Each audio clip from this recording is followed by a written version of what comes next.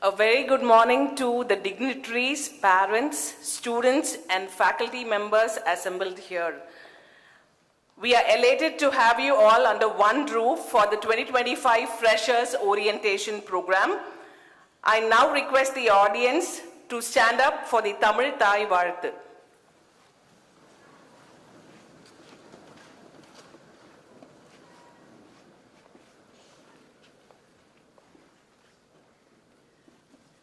நீராறும் கடலொடுந்த நிலமடந்த கெழிலொழுகும் சீராறும் வதனமென திகழ்வரத கண்டமிது தெற்கனமும் அது சிறந்த திராவிடனால் திருநாளும் தக்க சிற பிறகுதலும் தரிதனரும் திலகமுமே அத்திலக வாசனை போல் அடித்துலகும் இன்பமுற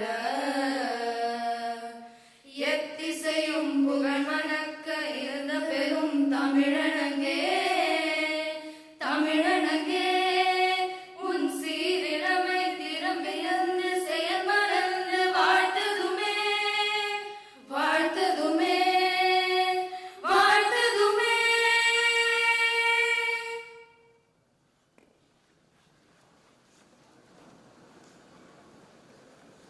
I now call upon Dr. Lenin NC, Dean Select, to introduce the dignitaries on dais.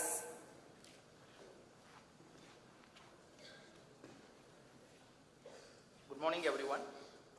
It is an honor to introduce an exceptional group of leaders and mentors who are on the dais to bless and inspire our freshers as they take their first step into a new chapter. Let me begin with our beloved Vice President, Dr. G.V. Selvam sir, whose visionary leadership continues to steer our university towards excellence and innovation. Esteemed Chief Guest, Dr. Lokesh Rayasandra Boregowda, Senior Director, AR Vision Group, Samsung Research and Development Institute, Bengaluru, a stalwart in augmented reality. Dynamic Guest of Honor, Ms. Veena Venugopal, Head, Aircraft Data Analytics, Airbus India, Bengaluru. Our respected Pro Vice Chancellor, Professor T. Tyagarajan sir,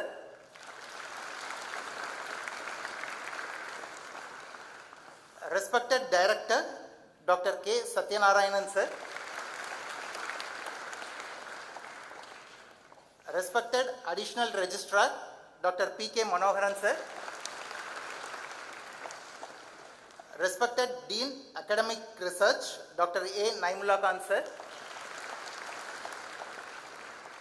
respected Dean School of Electronics Engineering, Dr. A. Ravi Shankar,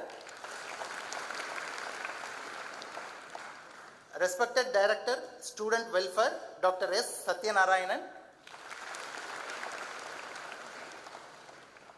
respected Deputy Controller of Examinations, Dr. P. Vetrivelan, respected Deputy Director, Admissions, Dr. S. Guruseelan, respected Director, Hostels, Dr. K. Janardhan Reddy, respected Deputy Director, Ladies Hostel, Dr. G. Velmati ma'am, respected Assistant Director, Career Development Center, Dr. Arogya Selvakumar, and respected Director, Global Engagement, Dr. M. Swaji. Once again, I extend my deepest gratitude to all our dignitaries for joining us. Your presence is a source of immense motivation for our new students. Thank you. Thank you, sir. I now request our target-oriented Pro Vice Chancellor, Professor T. Tyagarajan, to deliver the welcome address.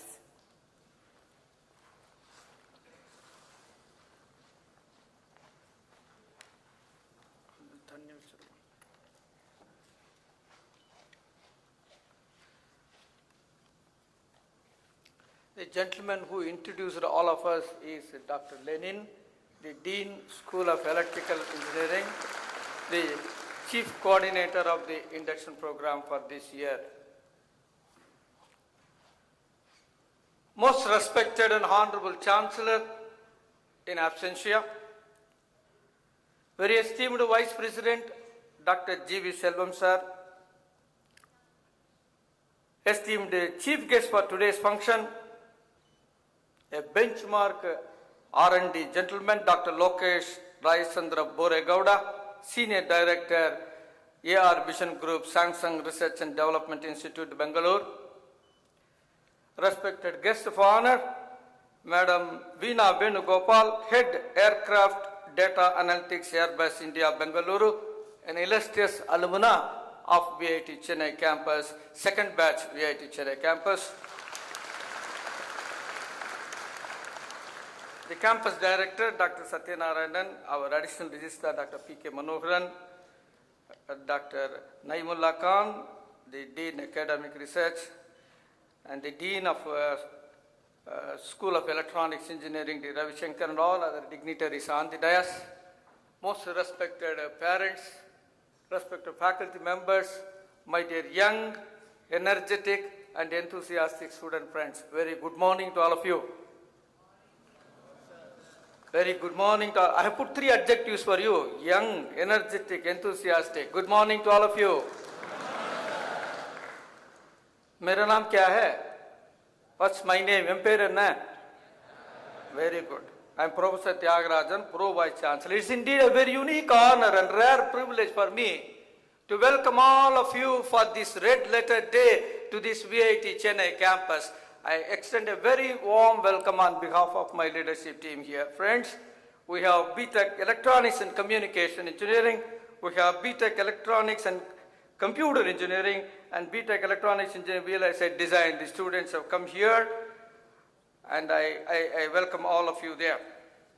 இன்று இங்கு வருகை தந்திருக்கும் பெற்றோர் மற்றும் மாணாக்கர்கள் அனைவருக்கும் வருக வருக என்று வரவேற்பதில் பெருமகிழ்ச்சி அடைகிறேன்.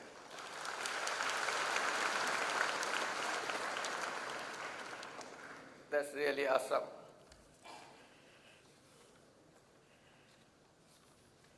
We also have the students from Andhra Pradesh, Andhra మరియు తెలంగాణ నుండి విచ్చేసిన తల్లిదండ్రులకు విద్యార్థులందరికీ హృదయపూర్వక నమస్కారం.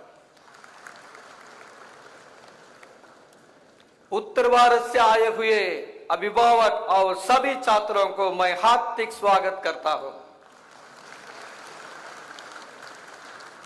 ಕರ್ನಾಟಕದಿಂದ ಬಂದಿರೋ ನಮ್ಮ ಚೀಫ್ ಗೆಸ್ಟ್ ಮತ್ತೆ ತಾಯಿ ತಂದೆ ಮತ್ತೆ ವಿದ್ಯಾರ್ಥಿಗಳಿಗೆ ಹಾರ್ದಿಕ ಸುಸ್ವಾಗತ.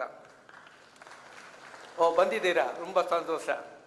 கேரளத்தில் நின்னும் வந்திருக்கின்ற மாதாபிதாக்களுக்கும் வித்யார்த்திகளுக்கும் நமஸ்காரம். சுகமானோ? നിങ്ങൾ എല്ലാവരെയും വിഐടിയിലേക്ക് ഹൃദയപൂർവ്വം സ്വാഗതം ചെയ്യുന്നു. I have 3 agendas, ladies and gentlemen. One is to brief you about the visionary leadership of this great campus. And another is briefly touch upon the VIT, how it grew from 40 years back to today, and focus more on the School of Electronics Engineering. Is that fine? Loud, yes? Our Honorable Chancellor, a visionary leader, a socially conscious educationist, a pragmatic policy maker, an erudite administrator, proud possessor of 4 PhDs, 3 from USA and 1 from India, an illustrious alumnus of Harvard Business School, started this VIT Vellore Engineering College about 40 years back in a small village called Abdullapuram with 180 students. Today, in these 40 years, VIT Vellore, VIT Chennai, VIT Amaravati, VIT Bhopal, we have 110,000 students study in this great campus, ladies and gentlemen. 1,10,000 के ऊपर students are studying in this great campus. The students are from all the 29 states of India, all the 7 union territories of India, more than 80 countries abroad. The students chose our campus to pursue their higher education, ladies and gentlemen. Our esteemed Vice President, Dr. G.V. Selvam sir, the first Pro-Chancellor of VIT University. Next to Chancellor is the highest position, Pro-Chancellor. He is the first Pro-Chancellor of VIT University, first Vice President of the VIT campus, the true champion of sustainable development, the follower of H&H, hard work and honesty, a proud winner of Edupreneur Award, a symbol of sincerity, dedication and commitment, an erudite administrator. He is a doctorate in MBA. He is a proud Limca book holder for the youngest Pro-Chancellor in this part of the globe. That deserves a big applause from all of us. His visionary leadership, his direction, his guidance, his support, his encouragement, his patronage, all this added multiple feathers to the crowning glory of this campus in terms of ranking, in terms of accreditation, in terms of benchmark infrastructure, in terms of global connectivity through these formal MOUs. Hats off to this gentleman. Give a big applause to our Vice President, Dr. Selvam sir. Friends, it's indeed a very memorable day for all of us. Honestly, it's a very memorable day for all of us. தமிழ்நாட்டில் இருந்து வந்திருக்கீங்க எல்லாருமே ரொம்ப சந்தோஷமா இருப்பீங்க இன்னைக்கு. அன்னையிடம் நீ அன்பை வாங்கலாம், தந்தையிடம் நீ அறிவை வாங்கலாம். கருணை இருந்தால் வள்ளலாகலாம், கடமை இருந்தால் வீரனாகலாம், பொறுமை இருந்தால் மனிதனாகலாம். விஐடியில் படித்தால் தலைவனாகலாம். Ladies and gentlemen,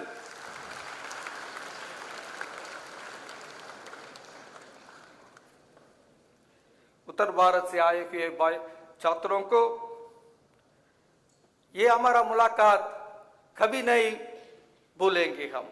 जब तक चांद सूरज रहेगा तब तक याद रहेगा ये मुलाकात हमारा. भाइयों बहनों, आप सबकी मेहनत, आप सबकी सफलता को बधाई देना चाहता हूं. 2,80,000 के ऊपर स्टूडेंट्स हमारा विटी लिखते हैं, उससे आप उत्तीर्ण होके इधर आ गए हैं. आप सबको तारीफ देना चाहता हूं. जो भी हो तुम खुदा की कसम लाजवाब हो. जो भी हो तुम खुदा की कसम लाजवाब. ఆంధ్ర నుంచి వచ్చిన పిల్లలందరికీ ఇదే నా హామీ ఇస్తున్నా. తల్లిదండ్రులందరికీను మీ పిల్లల ఉన్నత విద్య కొరకు మా విఐటి చెన్నై ప్రాంగణాన్ని మీరు ఎంచుకోవడం చాలా సంతోషకరం. భలే మంచి రోజు, పసందైన రోజు, వసంతాలు కురిపేటి నేటి రోజు, కన్న తల్లి ఆశలన్నీ సన్నజాజులై విరిచిన రోజు, గుండెలోని కోరికలన్నీ గువ్వలుగా ఎగిరి ఆ గువ్వలైన కోరికలే విఐటి గూటిలోకి చేరిన రోజు. భలే మంచి రోజు.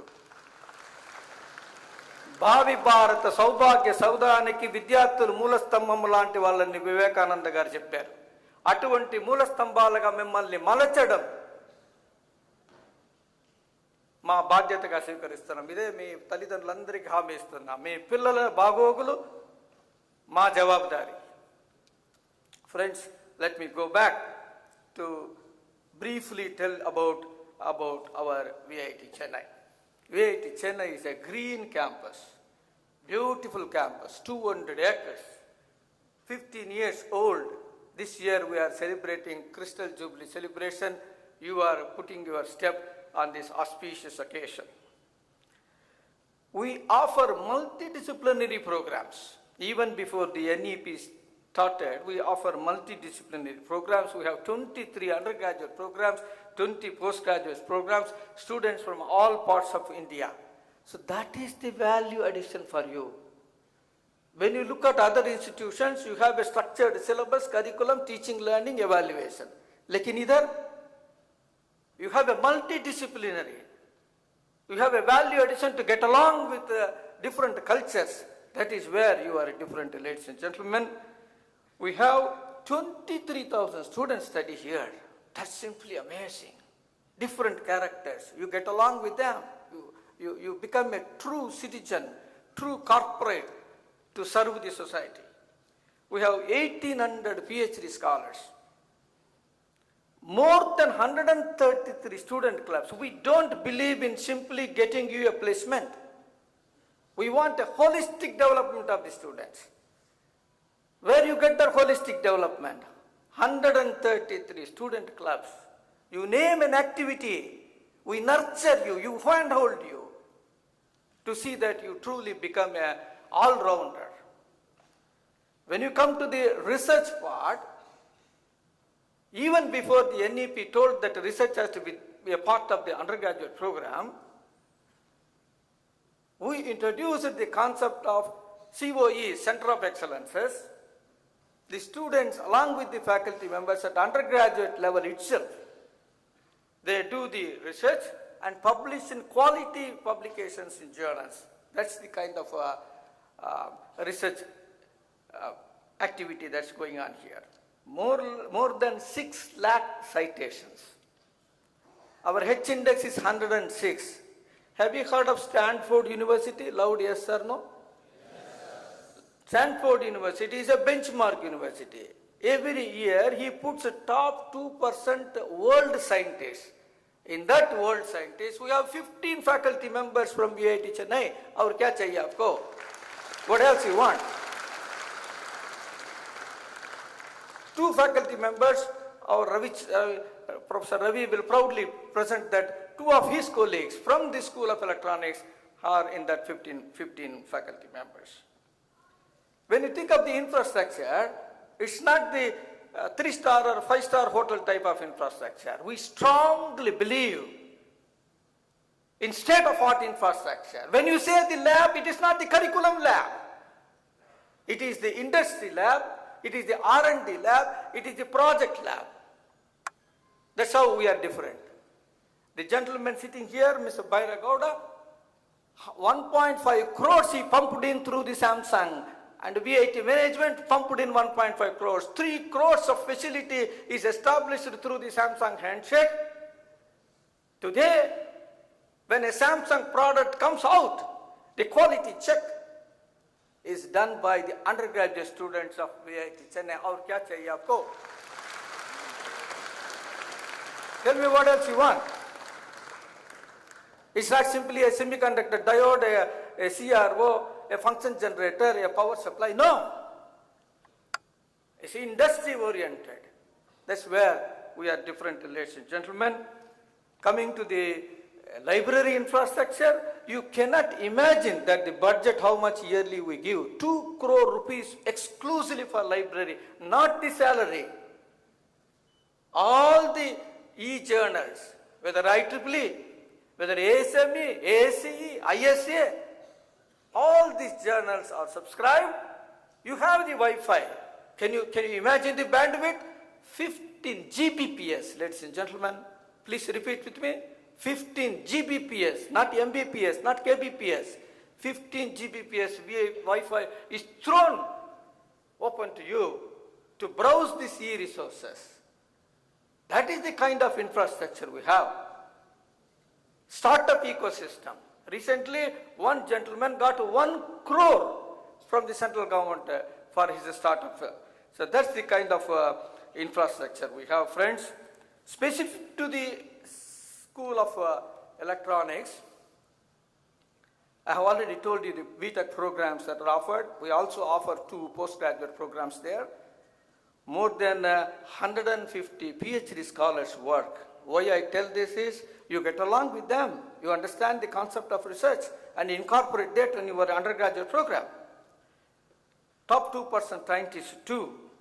Major labs, look at the lab I name here. It is not a devices lab, circuits lab. No, it is semiconductor design, VLSI devices and circuit design, advanced VLSI, IC design, micro and nano device lab. Look at the names of the curriculum-based labs. When you come to the industry-based labs, we have Samsung. When you say the central government supported lab, 5G lab, 1 crore worth funding, we have established an excellent 5G lab. And we also have Center for Nano Electronic and VLSI Design under your school. We also have Center for Advanced Materials and Innovation under your school.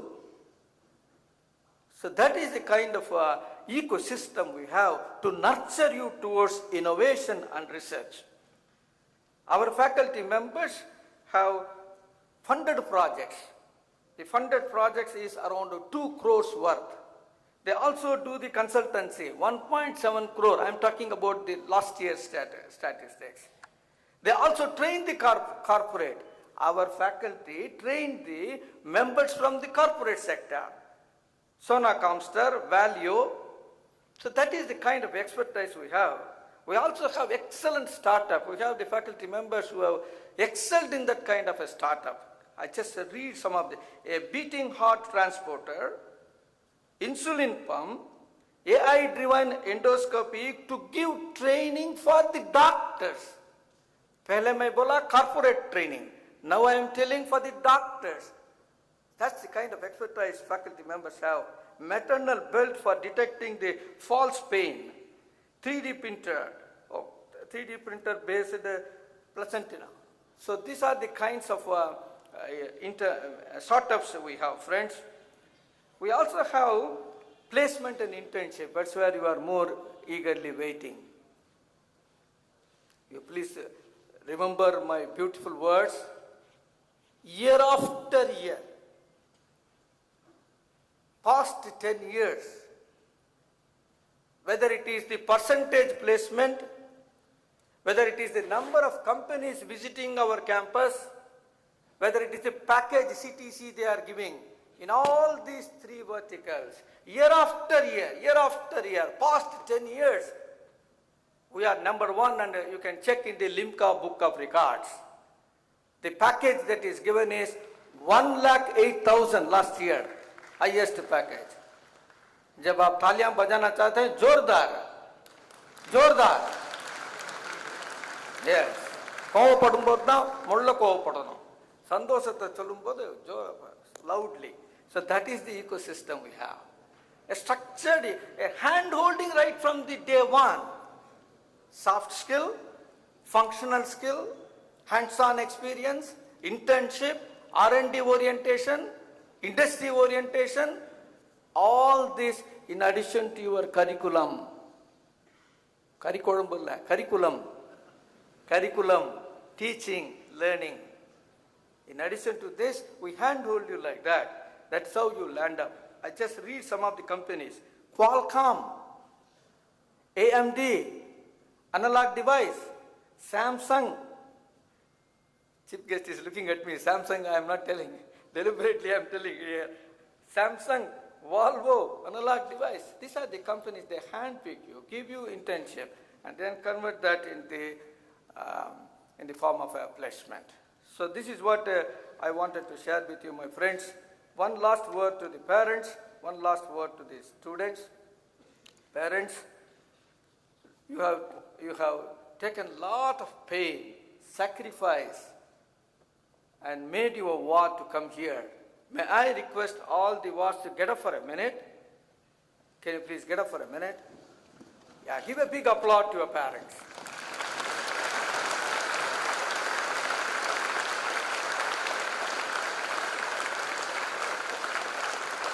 Thank you, thank you. How much sacrifice they made, how much efforts they have put, how much they traveled along with you. Moral support, physical support, financial support. Hats off to the parents. Now, my dear parents, don't get up. It is your turn. For the sacrifice they made to keep away from the digital world, social media, WhatsApp, Facebook, cricket match, T20, all that stuff. And they have put so much efforts. Out of 2,80,000 and above, they have come here.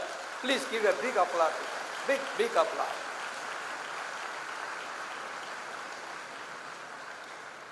So may I appeal to the most respected parents here, coming together, Henry Ford said, coming together is beginning, keeping together is progress, working together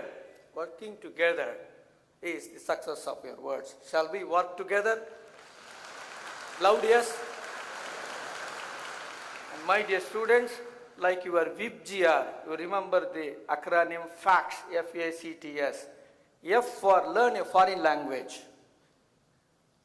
A for adopt yourself.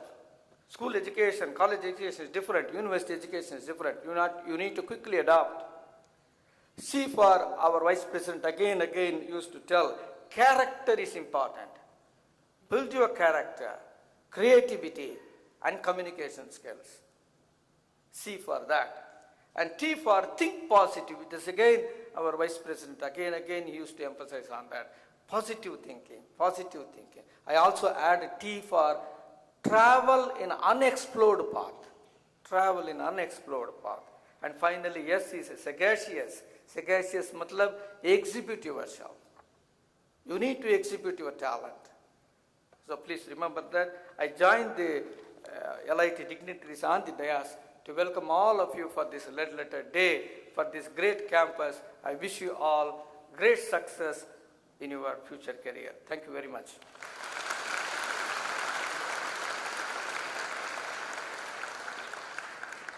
Thank you, sir. I'm sure all the parents and students have got the bird's eye view of VIT Chennai, and VIT definitely assures a holistic development of students here. So we also know that research is the way of life at VIT Chennai. Thank you, sir, for your multilingual speech. And now I request our Vice President to felicitate the chief guest.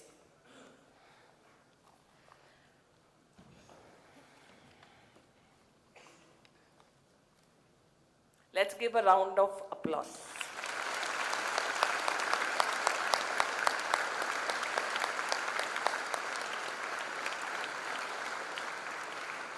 And now, moving forward, I request our Vice President to felicitate our alumna, guest of honor as well.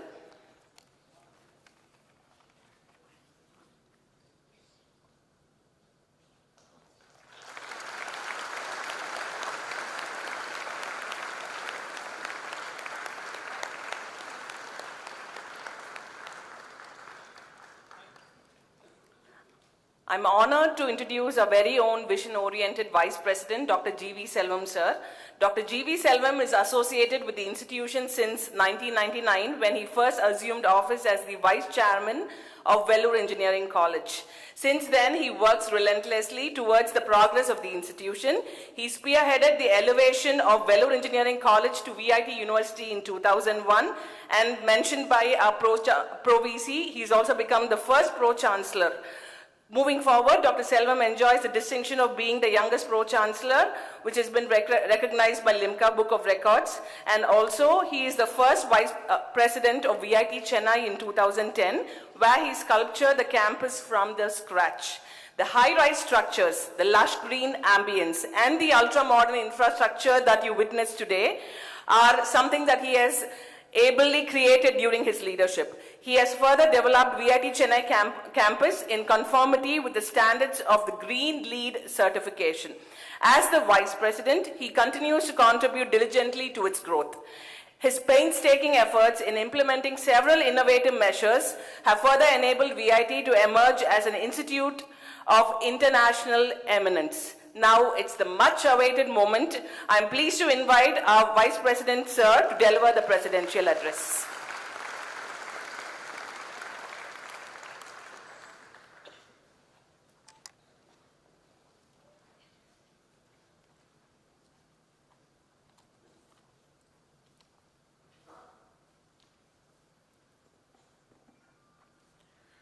Respected Chief Guest, Dr. Lokesh Boregowda from Samsung, and our guest of honor, Ms. Veena Venugopal, our ambassador, respected Pro Vice Chancellor, and other university dignitaries on the dais, professors, parents, and future leaders of India. Good morning.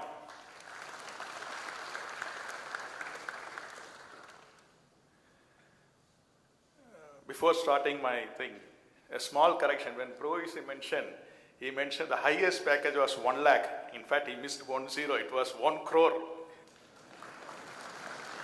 It was 1 crore plus. I know that many of you are coming out of your comfortable nest first time because your parents are there. Don't worry, it's a home away home. We are there to take care. So I'm not going to talk about academics. We have so many people sitting here that one day it will be complete section, serious section. I request everyone to smile first. That's very important in your life. Keep smiling. Love your parents. Love your family. Love your country. That's important, 3 things. Because when you enter university, you have a different ambience. First, you should be a good human being and good citizen of India.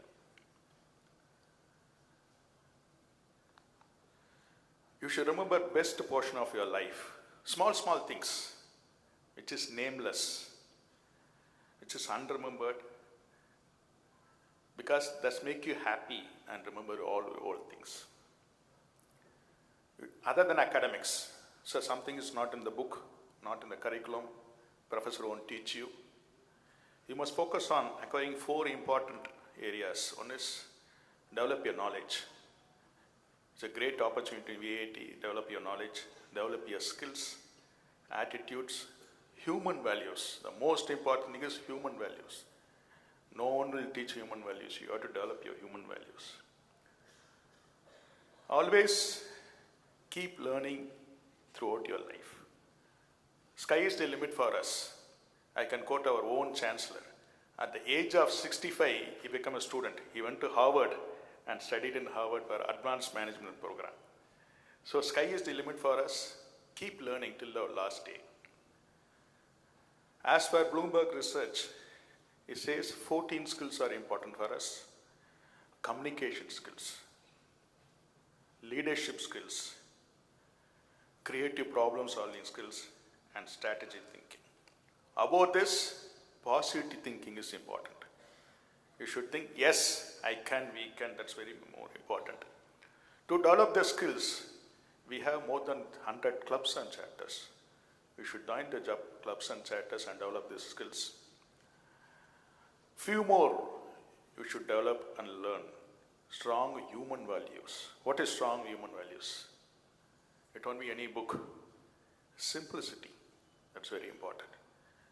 I know we have different people sitting in this hall, including parents. All sit in the same chair. We treat everyone the same platform. Honesty is very important. Integrity, kindness, gratitude, and helpfulness. This all you should develop in your life. As per Swami Vivekananda, if you move and come out and do good to others, our heart will be purified and God will be in them. So do good to others, you will get good things. At this junction, I would like to quote a small story. There was a rich family in a cosmopolitan city, maybe Mumbai or Bengaluru. Father wants to take their children for a vacation. Then the kids ask, we'll go to Switzerland. But the father is first generation entrepreneur. He said, no, we'll go to a native village.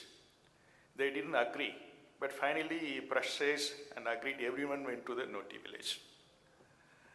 They stayed for 1 week, 10 days there, then came back to the city. Then during the dinner, they were discussing. Father asked the kids, how was your life last 10 days in the village? They started comparing. Then father asked, yes, please compare. They told, we have 1 dog in our home, very expensive. They have several dogs in the street. They said, we have a swimming pool in our home. They have a running river in their village. They said, we have LED lights in our home. They have stars and moons in their village. He said, we have wall to protect ourselves. They have friends to protect in their village. Here we have TV for time pass. There they have family for time pass. Then the father asked, tell me in one line, what's the difference with this life and that life? They said, we think we have the world. There they have the God with them. So this is real life. Don't differentiate whether rich or poor, religion, caste, language. We're all human beings. So the small lesson they learned, we think we have everything in our hand, but we don't have nothing. Only the people, the village, they live in nature. So today you are here to study. Yes, I agree. Education is the most powerful in the world, powerful weapon in the world. You can change the world. India has the best education system. I don't know how many people know about Nalanda University. People Google it. Please Google it, Nalanda University. Nalanda University was the first residential university in the world. It has 10,000 students from 50 countries. So you don't know about Indian education system. Still we are crazy, we want to go abroad. Everyone wants to go to US, UK, Australia. We had a good education system. I used to say, yes, go abroad, no issue. Learn there, earn there, return to your mother country and serve mother country. Learn, earn, return. A survey says 33% of doctors in US are Indians, 12% of scientists in US are Indians, 33% of employees in Microsoft are Indians, 23% of employees in IBM are Indians, 17% employees of Intel Indians. So all best brains are outside India. Yes, go there, learn there, earn there, return to your mother country. I think our parents will agree with me. Because during COVID, all well settled in US, all the elder parents were Indian. They have money, no issue. They used to send money every month. But during COVID, there was no one to take care of our parents. They cannot get a bed in a hospital. They can spend lakhs together. But I received so many calls from my batchmate friends, please get a bed in a hospital. I'll send lakhs of money. But no one is take care of the parents. Please remember your parents. In the world, Asia is going to lead the world. In Asia, India and China is going to be a tough competition because we have the most young population in India. We cannot build future for youth, but we can build youth for our future. That's what you are sitting here. It's a great opportunity in VIT. Our students speak more than 50 languages. We have students from all the sets. So we have 23,000 students here. Then you can say 23,000 characters are in the campus. Search for a good character. That's very important. If you want to find a person, then we'll ask, who is your friend? So search for a good friend. VIT is going to give it great opportunity. It's like a river water. In the river, the same water won't come next day. It's up to you whether you take that water in a small tumbler or a mug or bucket or big drum. All it's up to you. You have to utilize this opportunity. Grab this opportunity. So always VIT means it's known for placements. It's in Limca Book of Records in the last 5-6 years in the top. Whether they study civil or biotechnology, mechanical, everyone to join an IT company. The third year they are placed, they want to join an IT company. Then what? After placement, they want to buy a car, buy a flat, marriage, settle down and retire at 50. But I argue, you should become an entrepreneur. You should not be a job seeker, be a job creator. You should give job to others. That's very important. Because once our great Netaji said, life loses half of its interest if there is no struggle and risk. You have to take a risk in your life. There are two important days in your life. One is date of birth, you know that. The next day, we have to prove in the world why we are born. So you have to prove. When you are successful, our former President Abdul Kalam said, when your signature become autograph, you are successful.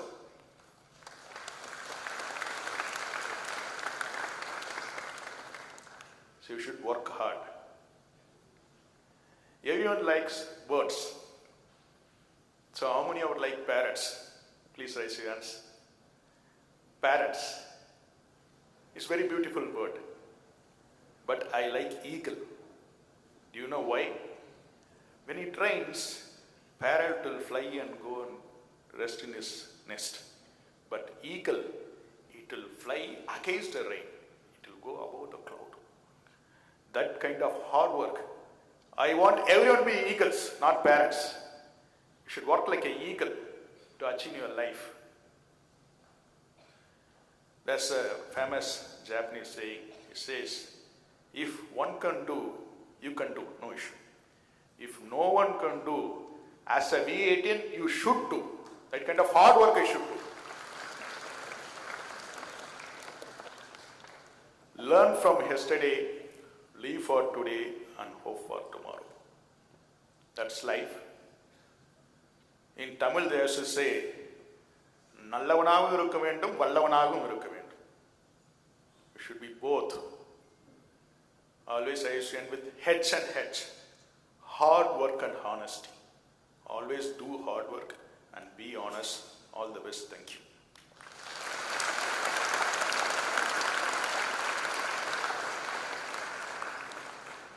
Thank you, sir, for the thought-provoking speech. You've always been a true inspiration to us.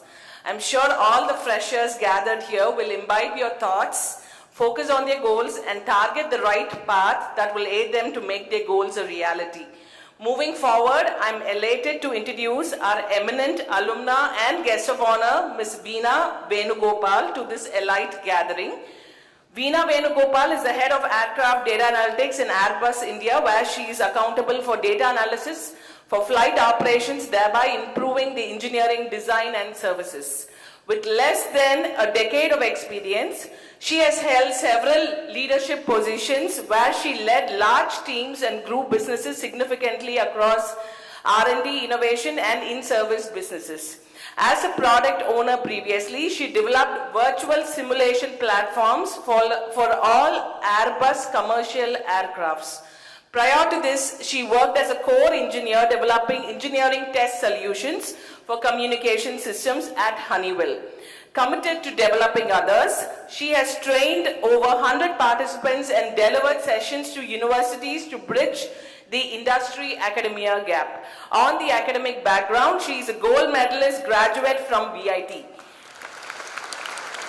And she also holds the Masters in Data Science from BIT, Pilani. Further, she is an inclusion and diversity champion, leading a women's network of over 1,000 members.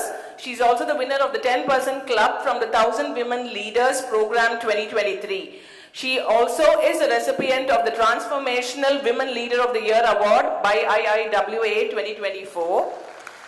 Recognized as one of the 100 most influential AI leaders in India and a designated WICCI State Council member.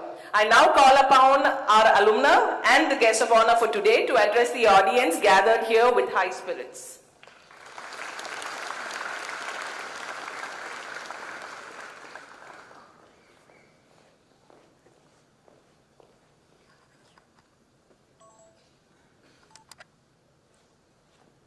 Good morning to all the dignitaries present on the dais, and a very warm good morning to all my dear faculty and staff present here, and a very special good morning to all the future problem solvers, decision makers, founders, leaders, and maybe some accidental engineers.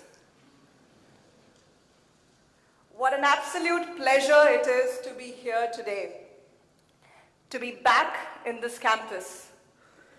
Somehow this campus feels incredibly familiar, but at the same time it looks a lot more evolved, lot more vibrant, and lot more colorful.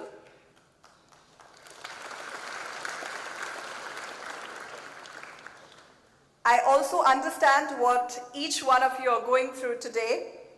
14 years ago, I was in the same place as you were, with a cocktail of emotions. One, there is a sense of excitement. Wow, what is in store for me? What's the new journey like? There's a sense of relief or a sort of satisfaction. At least now I don't need to juggle between the coaching center and schools anymore. I'm here. There's also at the same time a sense of apprehension, anxiety. Is this the right choice for my life? And some simple open-ended questions such as, will I survive in this Chennai's weather? Spoiler alert, you will survive. Maybe not gracefully, but you will definitely survive the Chennai weather. You're about to embark on a transformative journey in your lives, which will challenge you, redefine you, question you.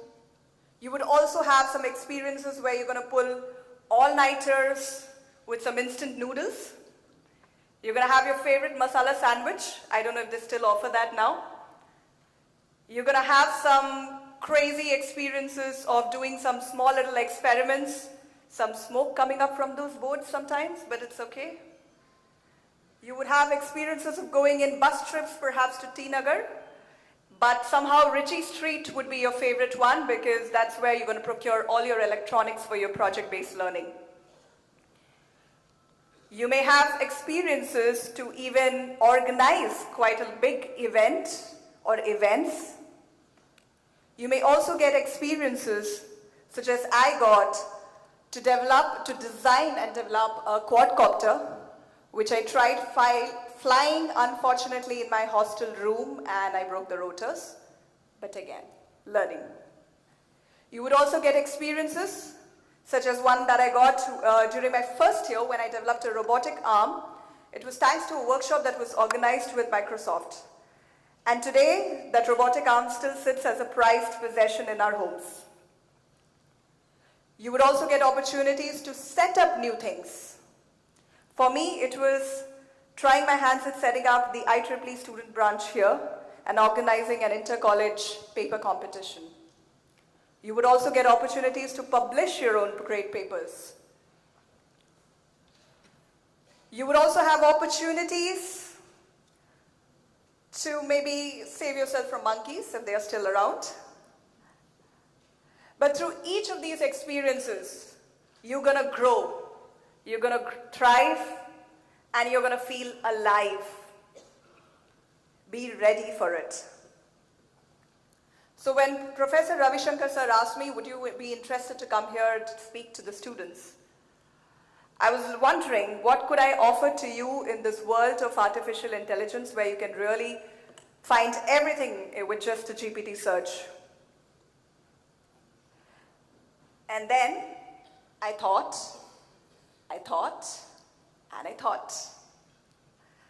And then I told myself, what if I want to relive, or what if I got an opportunity to relive those 4 years of my life? What would I want to focus differently? And with that, I came up with a set of 4 nuggets, which I want to share with you. Just take it as a friendly cheat sheet, mentally bookmark them. It may save you some headaches later.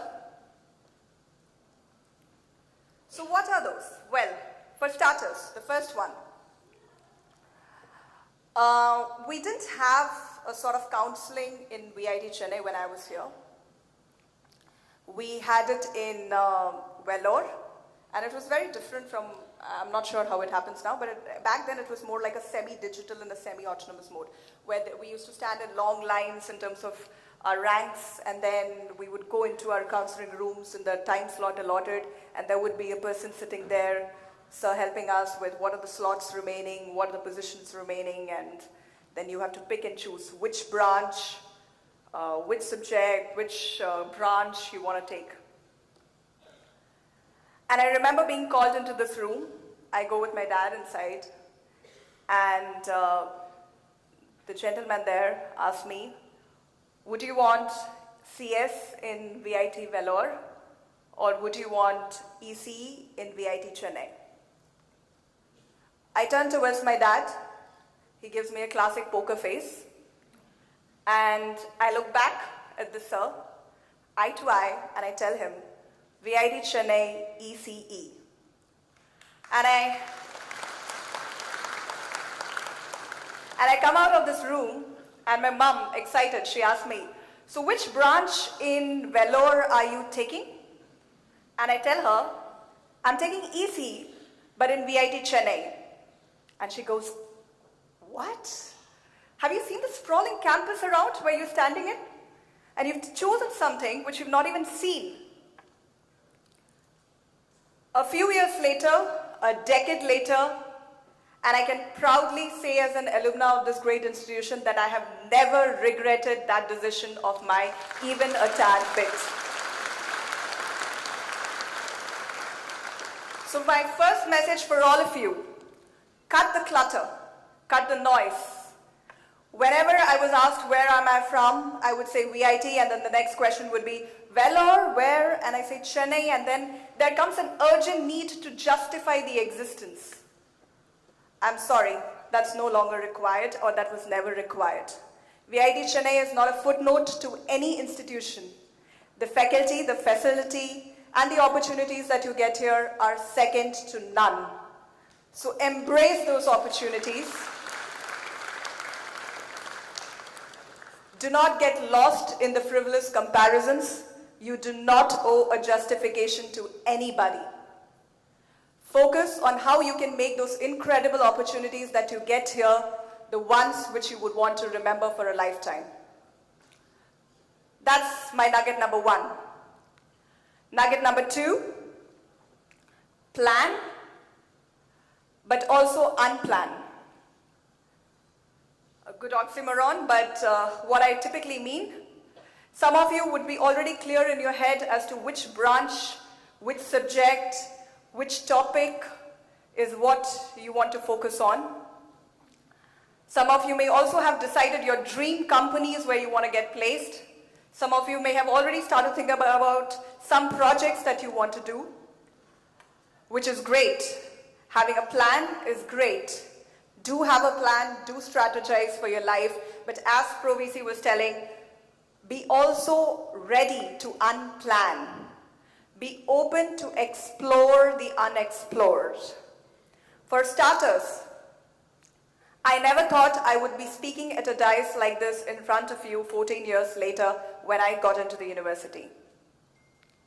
And I'll tell you this, when I took EC, my major area of interest was in wireless communication. I was very focused on it. All the subjects related to communication was something which I really aspired. And I got placed in a company called this Alcatel-Lucent, which I'm not sure if you're aware, but has the R&D division, which is called Bell's Laboratories, which is significant or known for its path-breaking innovation of transistors. So great, everything's falling as per the plan. But what happened? I finished my master's with a specialization in data science, as you heard, and then I went on to do a postgraduate certificate program in artificial intelligence from IIT Roorkee. And then I lead the aircraft data analytics perimeter in Airbus, and I'm today recognized as one of the thought leaders in the space of AI in India.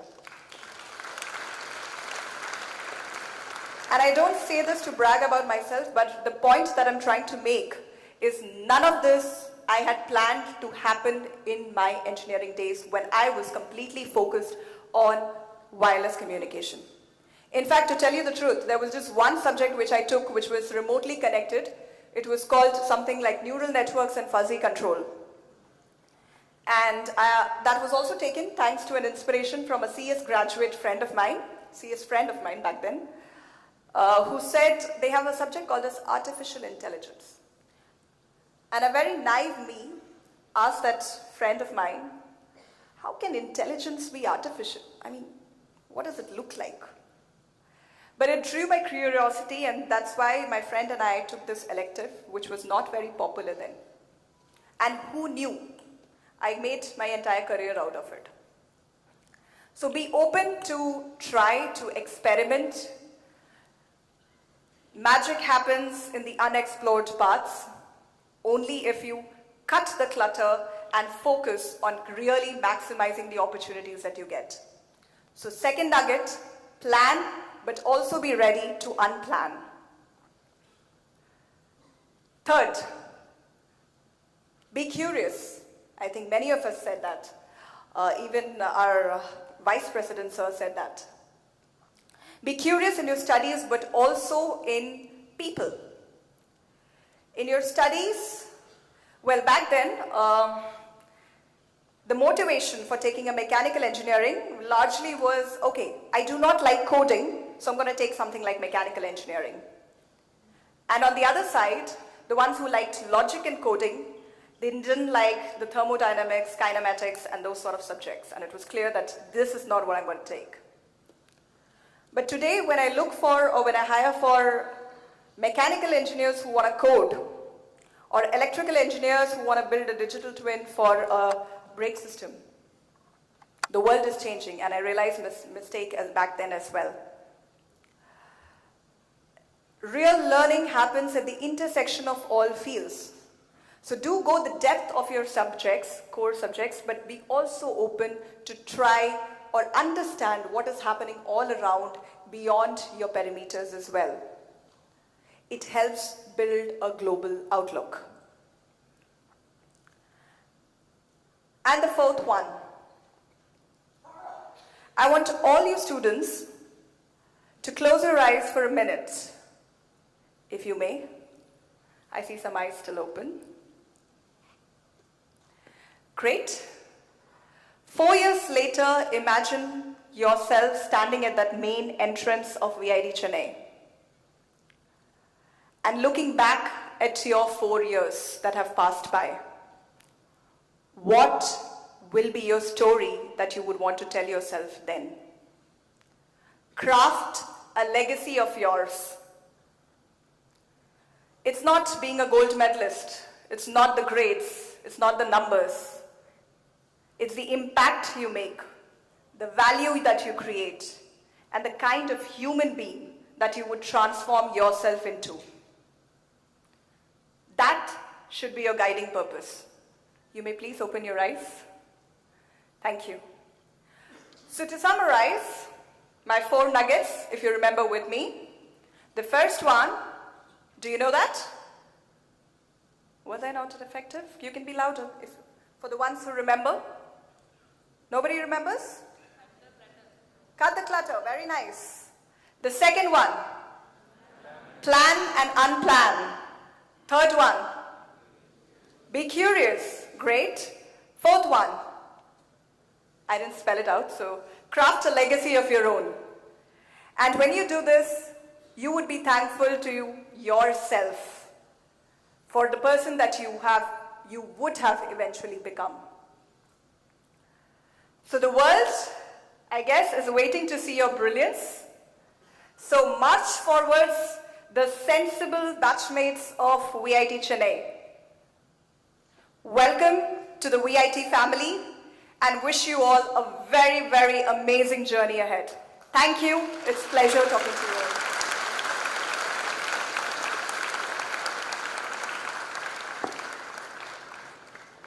Thank you, Ms.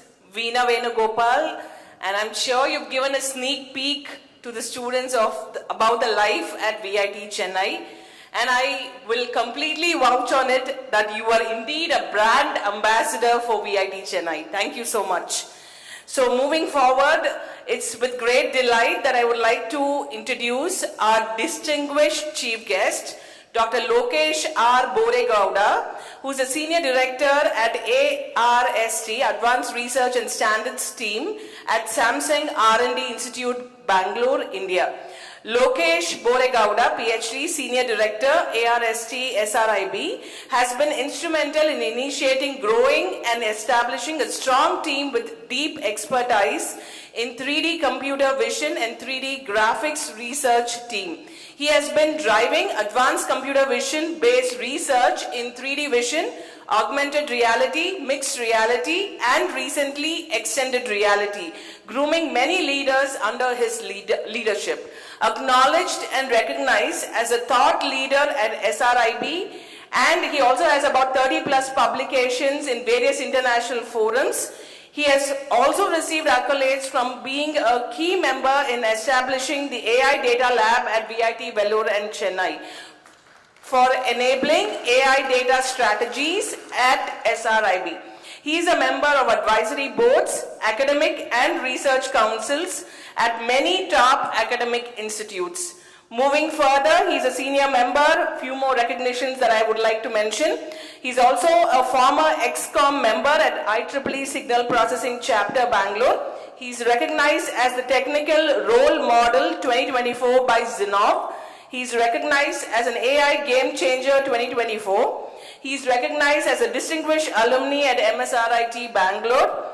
And he's also recognized as the Honeywell Fellow at the Honeywell India 2008. And of course, one more point here, he's the youngest fellow in their history. So keeping those in mind, I'm thrilled to invite our chief guest to share his precious thoughts with the illustrious gathering.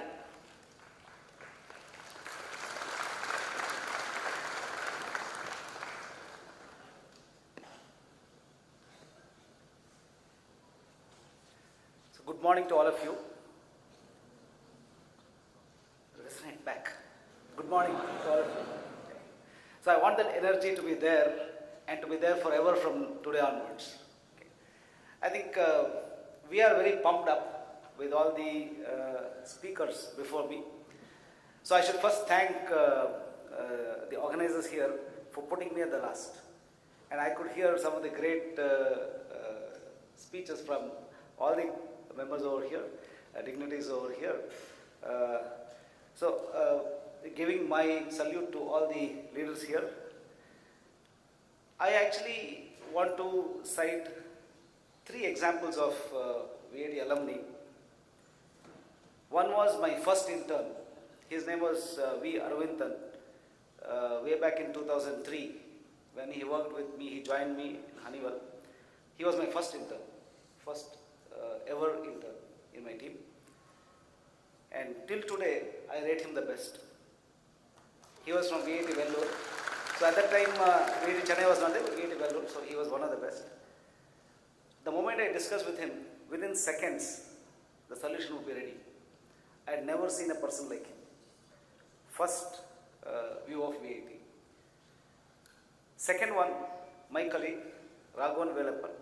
Last 12 years he's been with me in Samsung. He has been here, I think I got him to speak as well. So he is heading the graphics team along in my division. So he has been a living example of what VAD can do to a person. So he, within a very short span of 15 years, I feel he is a 25-year expert in graphics. There's nothing that's not known to him. So he solves anything in graphics within seconds again. Extremely capable. So an intern, an employee, and guess who is number 3? The person whom I met today, Veena Venugopal. So I feel it's a privilege sharing the stage with her, who has been in this campus and today is a role model for many things. So when she was talking, I was just seeing how the education at VAT has carved her, given her that confidence to stand in front of you people and talk all the great things about her whole journey and how she is actually visualizing you to be in the next 4 years. She said, stand near the gate. I mean, close your eyes and look at yourself standing near the gate, looking back at how the 4 years were. I think that's where the whole reflection really matters. We always spend these 4 years, when we enter the college with a lot of dreams, we spend these 4 years. It goes as a breeze. You never know how it goes. So you have classes tomorrow, you have the first assessment coming up tomorrow, you have the laboratory sessions, you have some other course to keep up with, you have an event happening on the campus. I mean, you are the busiest person on earth, believe me, on the campus. And by the time you blink, you are a degree holder. Then when you look back, was it the best way you could have spent those 4 years? A reflection. Now today, sitting here, I want you to resolve, I want you to promise to yourself that you're going to make these 4 years the greatest in your life. Believe me, these 4 years are the transforming years. These 4 years, according to me, are whatever happens next, what has happened before, immaterial, these 4 years are really going to shape you. This is going to be your profession, right? So you are going to be an electronics engineer or a computer engineer or a data science engineer, whatever on earth. But these 4 years are the ones which are the real foundation. Somebody who looks at you after these 4 years is going to look at what you did during these 4 years, what you learned during these 4 years, what you inculcated during these 4 years, what is the level of confidence, what is the attitude that you have, what do you carry as a persona, what have you imbibed. Those are the questions that will be asked. You need to be the answer for those questions, and you can be. And what better place than VIT Chennai? So big applause for all the people whom I have met from VIT.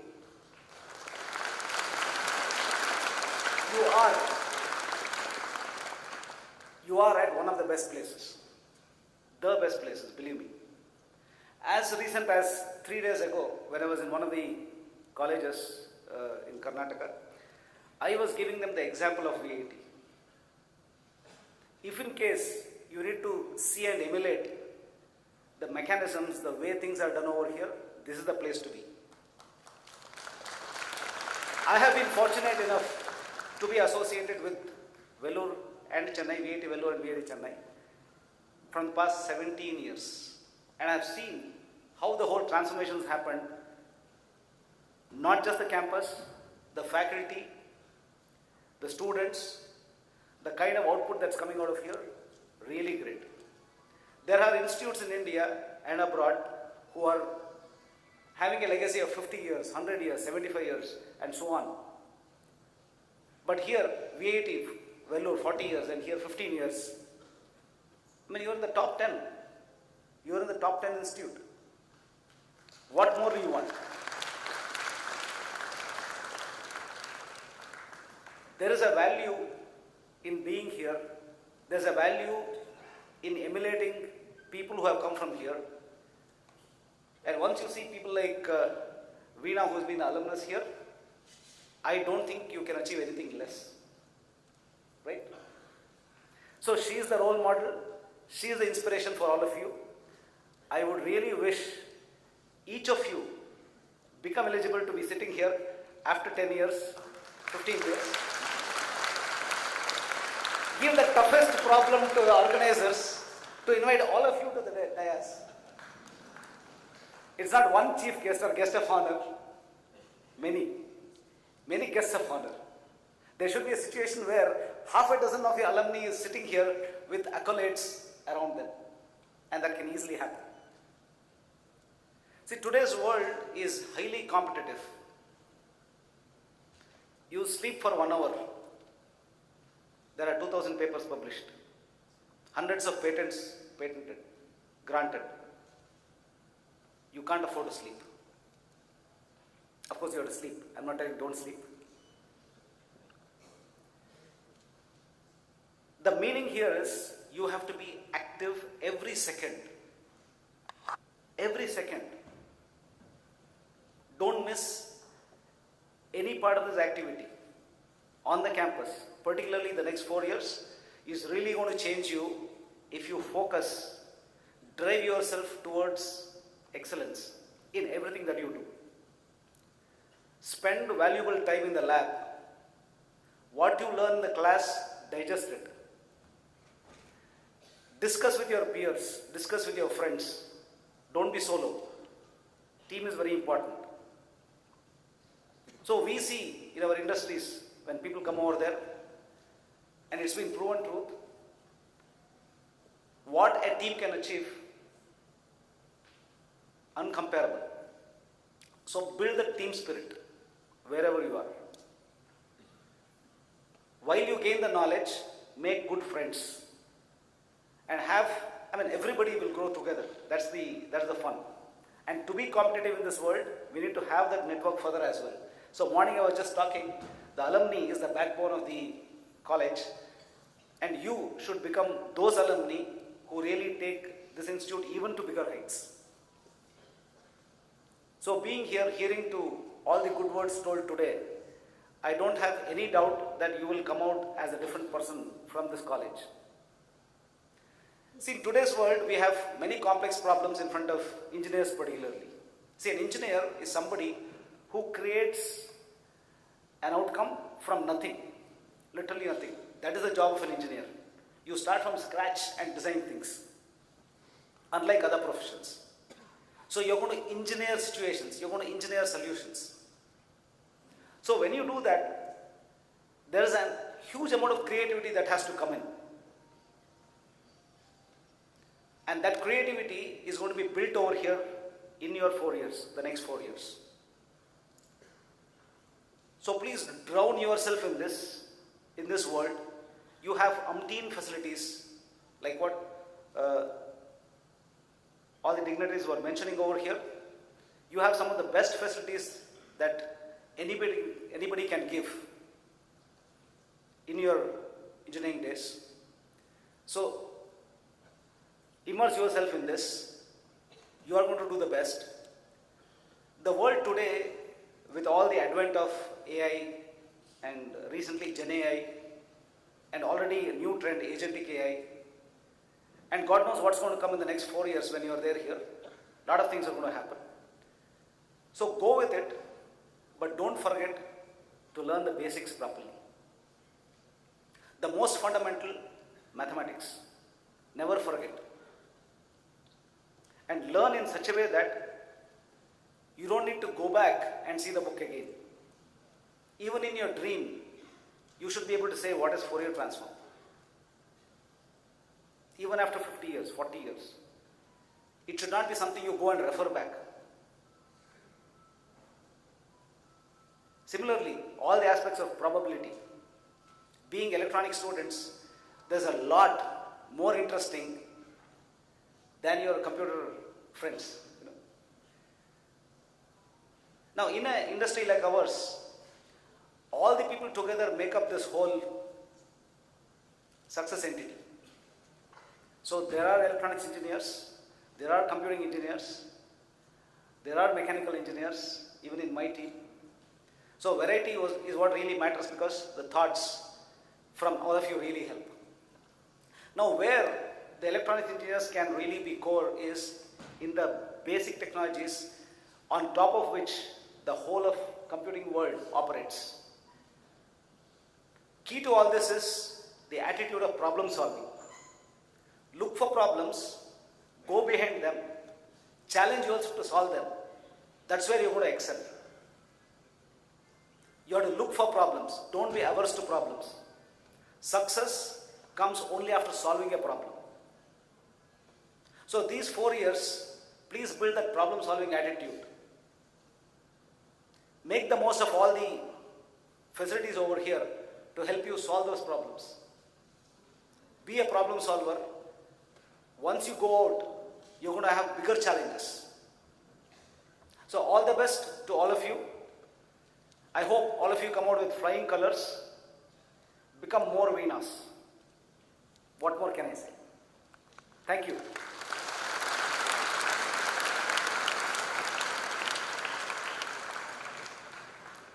Thank you, sir, for kindling these young minds with your influential speech, and also for magnanimously vouching on the credibility of VIT Chennai.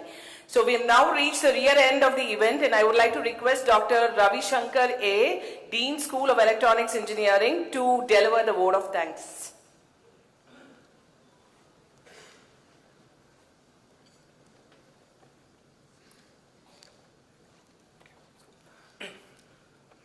Honorable VP Sir, esteemed Chief Guest, our dynamic alumna, respected Pro Vice Chancellor, respected Director, Additional Registrar, my dear colleagues, student friends and parents, good morning to all of you.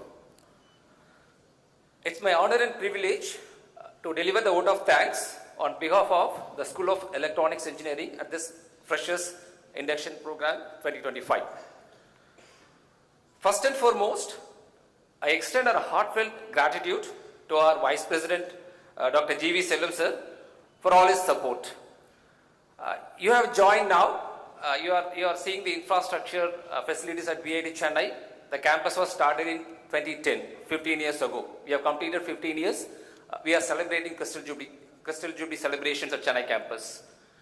At 2010, we started in a makeshift campus. And I remember within 3-4 years, in one of the inaugural function like this, our VP sir was mentioning, we have built around 17 lakh square feet of academic building and hostel facilities within 3-4 years of starting the campus. No other institution could achieve this.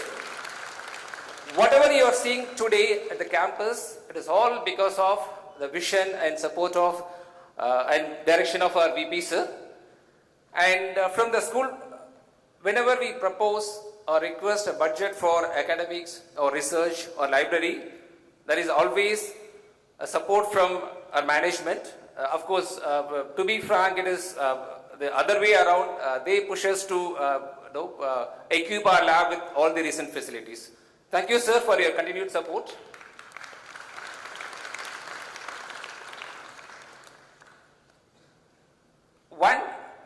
One of the goals, once you graduate in 4 years, of course, there are different paths you can take after 4 years. Obviously, one path you would be joining an industry and contributing to the industry. And we have, for the last few years, we have been aggressively focusing on institute-industry collaboration. And we have our esteemed chief guest today from Samsung, Dr. Lokesh Boregowda. The journey started in 2008, almost 17 years ago. He was the doctoral committee member of Dr. Mogana Prasad, who is the Associate Dean of School of Electronics Engineering. For the last 17 years, he has been supporting us. Once Dr. Mogana Prasad moved from Bengaluru to Chennai campus, sir started supporting us. He also supporting Chennai campus more. We have our Samsung Industry Laboratory, Seed Lab. Probably we will take you for the campus visit. During that time, you can visit that lab. As during the welcome address, Pro sir was mentioning, that is a lab, 3 crores, 1.5 crores came from Samsung, and of course, Institute has supported 50% share in setting up the lab. After setting up the lab, so far, the last 2 years, they have given the consultancy worth 50 lakhs. We have Prism and Elite projects. Many students are actively working on the real world problems given by Samsung, and of course those projects have been given as consultancy projects to us. Thank you, sir. Thank you very much for all your support. I'm sure you'll continue to support us. Thinking about Veena, I can say only one thing: time flies. I remember I joined here as a faculty member in 2011, where Veena joined as a student in 2011. We had 2 batches back then. I happened to teach both the batches. I think I taught a couple of courses. I don't know whether she remembers it. So one thing, Veena was the best outgoing student. She received the Chancellor Award. That was an excellent batch, I should say. I happened to be in the committee which was selecting the best outgoing student. There are many other names equally good, and I think I can tell you there are a couple of students who had CGPA more than Veena.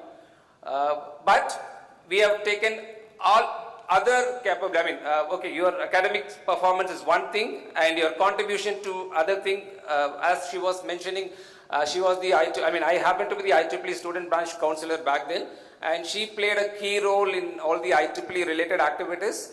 And after evaluating all her credentials, she was selected as the best outgoing student in 2015. As our chief guest was mentioning, we have in the induction program, we have chief guest, and guest of honor will be from our VIT alumni. And obviously, in another 10 or 12 years, one of you would be sitting in the dais with us.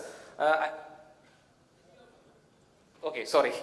After 4 years, we'll be graduating. Another 10 or 12 years, because to come to dais, probably could have accomplished something in industry. You would be sitting as guest of honor, and as sir was mentioning, probably we'll instead of one guest of honor, we'll have multiple guests of honors. Right? Thank you, Veena, for taking a time out of your busy schedule and visiting our campus. As she was mentioning, campus has evolved. I was telling her campus has changed a lot since the time you graduated in the 10 years. She would be finding time to visit the campus, I'm sure. And I sincerely thank our ever-supporting Pro Vice Chancellor, our Director, a respected Additional Register, for all his support in conducting this induction program, our Dean Academic Research, and other dignitaries in the dais. Thank you very much for your support and conducting this induction program. Last but not the least, students and parents, a sincere thank to all of you for trusting us. I think you will be around 17, 18, 19. In next 4 years, you would be graduating. And of course, you will be having a career of 40 years once you graduated. So whatever the skills, knowledge you are going to gain in next 4 years, we are sure that will be highly helpful to you to have a successful career in industry and other avenues. All the best to all of you. And parents, a sincere thank to all of you to come all the way to drop your kid. Do not have any worries. We will take care. Once again, thank you very much to all of you.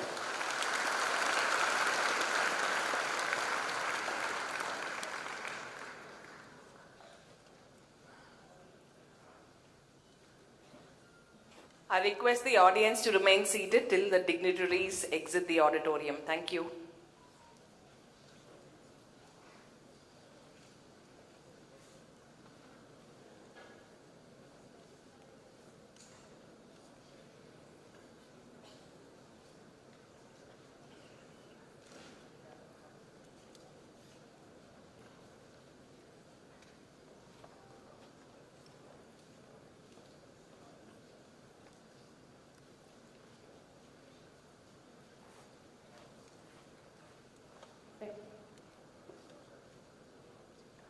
We now have a small break. I request all the students to kindly remain seated. Parents can move out for the refreshments. You can use your nearest exit. We have 2 refreshment counters, one behind the auditorium and one to the right. Students, kindly remain seated. We have a few announcements for you. Parents can start moving out for their refreshments. Thank you.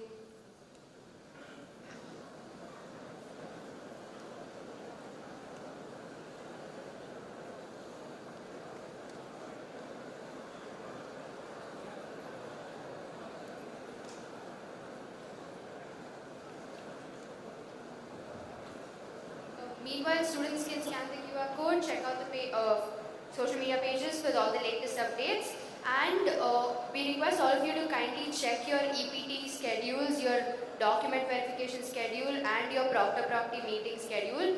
It is all available on the chennai.vit.ac.in website. A few updates have been made, so kindly make sure to check the latest one before you go for your respective verifications.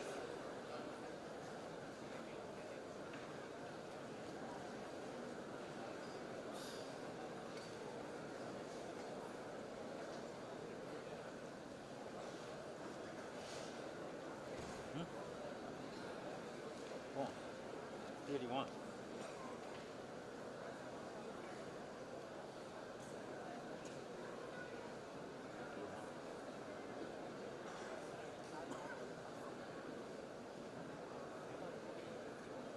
Maybe let down.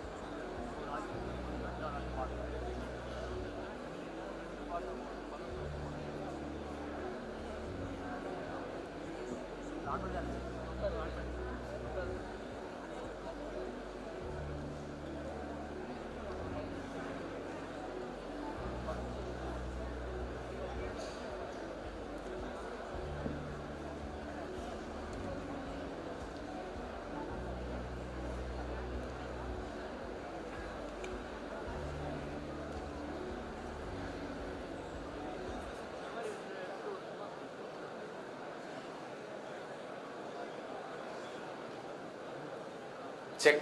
Okay. I request the students to settle down in their own seats. I request all the students to settle down in their own seats.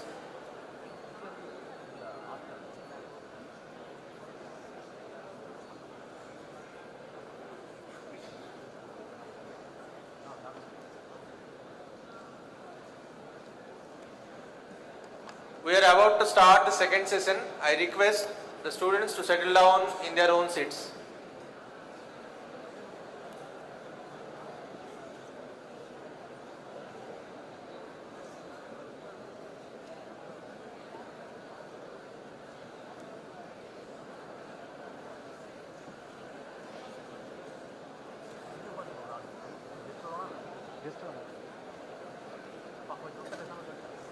நீங்கள் இதில் டிஸ்பிளேல இந்த இதெல்லாம் வரும் sir PPT.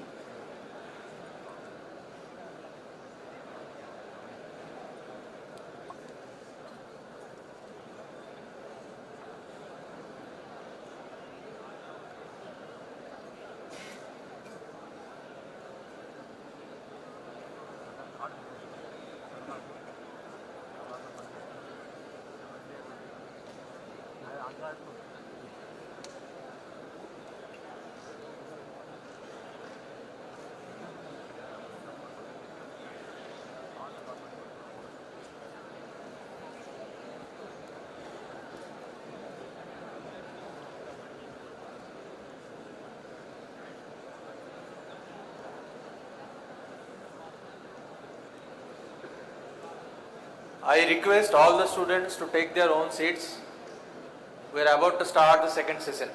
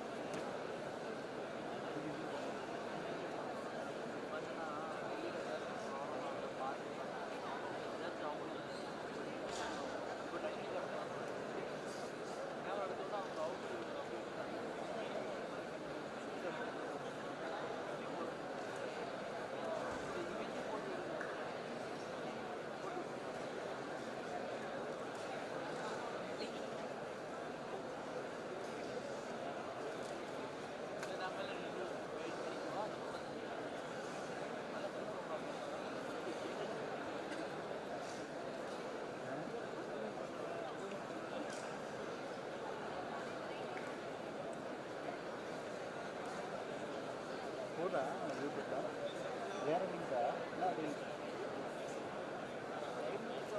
நடுவில் இது மட்டும் போச்சு, அந்த டைட்டில் மட்டும் போச்சு. இப்போ இவ்வளோ அந்த கார்டு மட்டும் போயிட்டு இருந்துச்சு.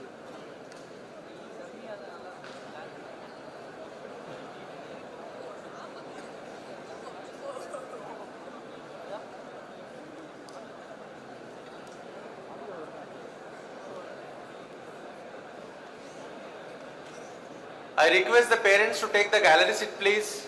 I request all the parents to take the gallery seats, please. Students, please take their own seats. I request the students to take their own seats. I am requesting the parent to take the gallery seats. I am requesting the parents to take the gallery seats, please.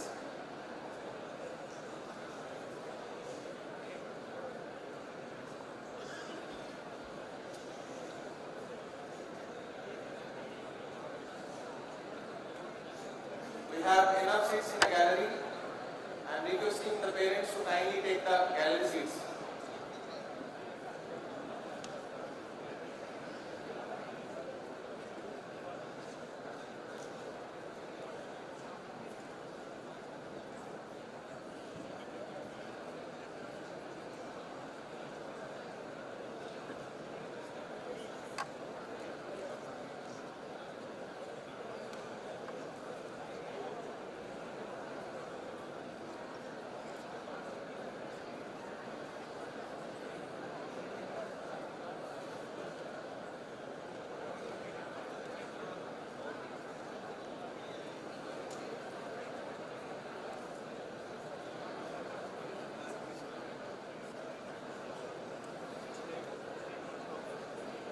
I request the faculty members in the sitting committee to kindly help the parents and the student to settle down early.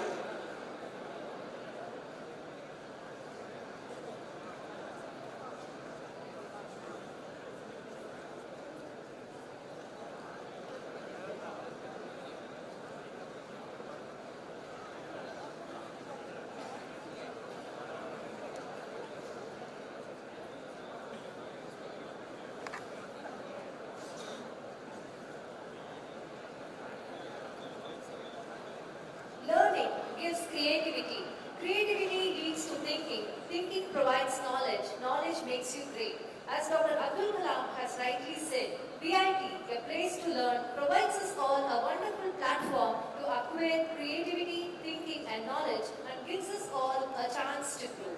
A very good morning to one and all. It's my pleasure to welcome you all for the second session of the Freshers Induction Program. FFCS, CAT, FAT, digital assignments, credits. So the next 2 years, we are going to live with these academic terms. So what are these terms? So here we have Dr. Naeemullah Khan, Dean Academic Research, to explain the academic regulations at VIT. Over to you, sir.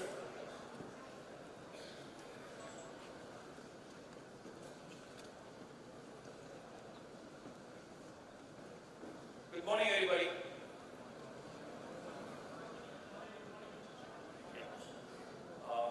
So, I request you to spend the next 15 minutes paying attention to what I'm going to say, so that the next 4 years you don't have any issues with respect to academics. Is that okay?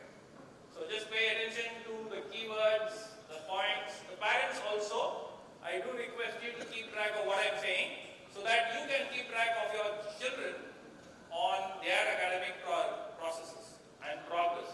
For the reason,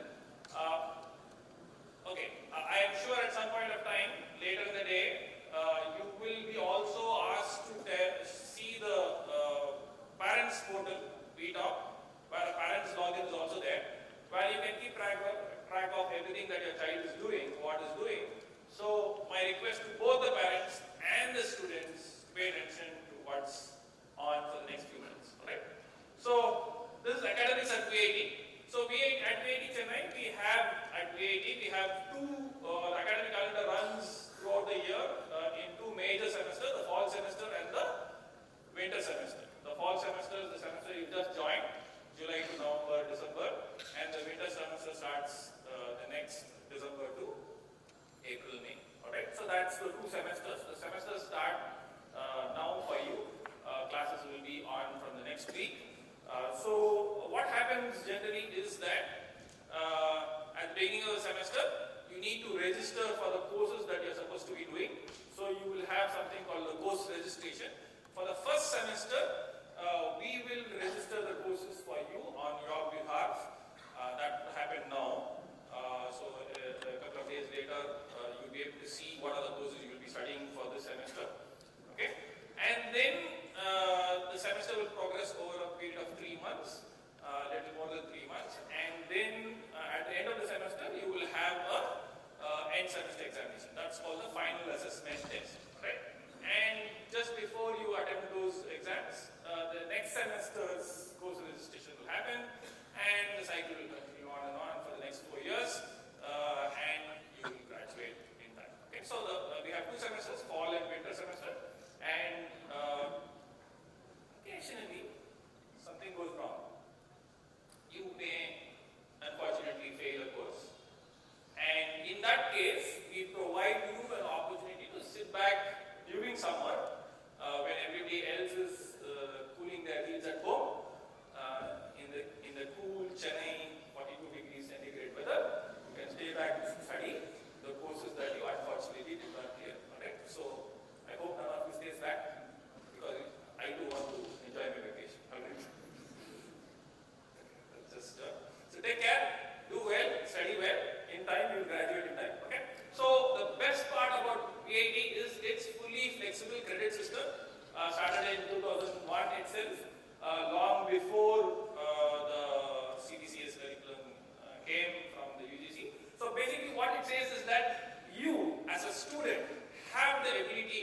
decide what course to study this semester, which faculty to study under, when to study, how many courses to study.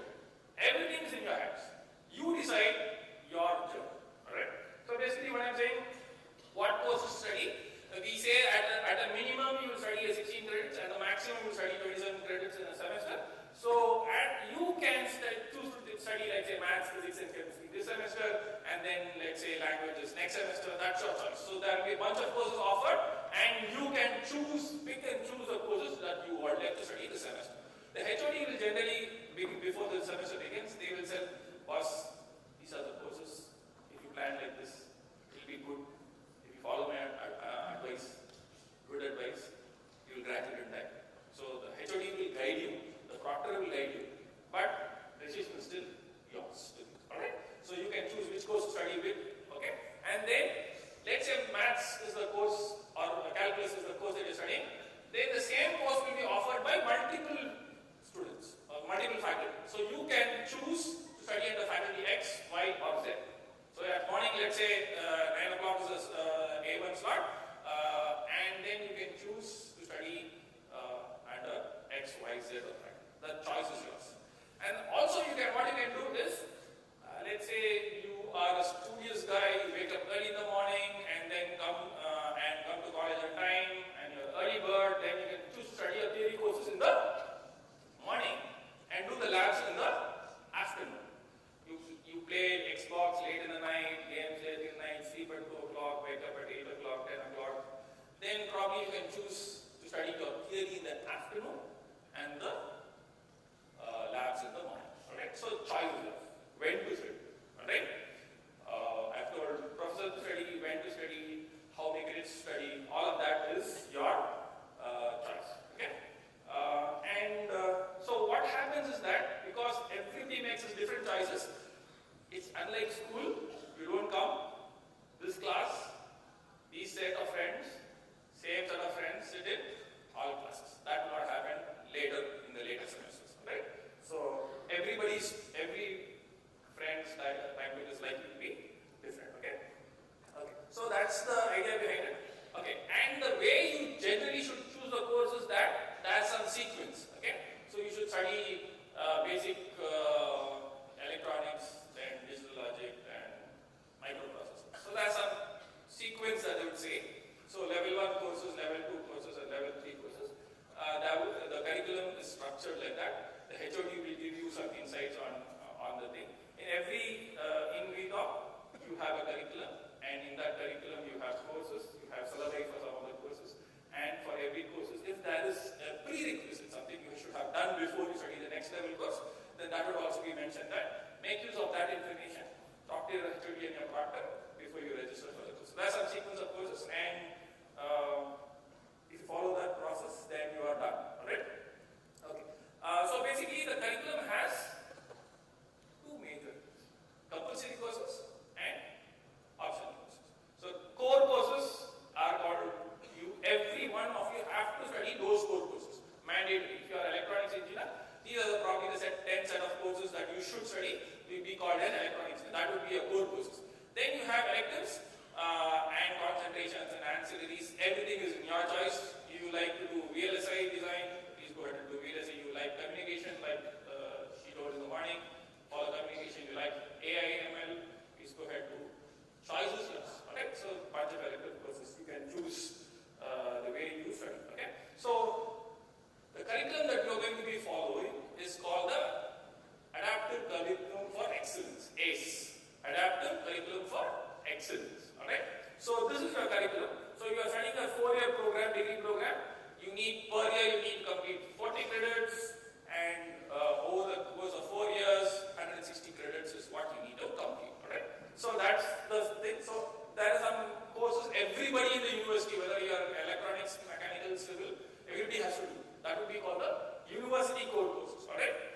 And then for your program, VLSI, ECE, okay, those programs, specific programs, there are a set of mandatory courses to be called an electronics engineer. Then you should study electronics and communication. So those are the type of courses that you do. That would be 60 credit worth. Okay, and in that we have a split.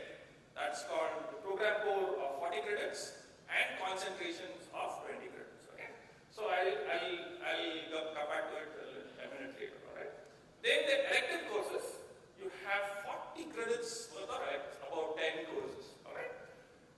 That 10 courses you can split in any fashion that you like, okay?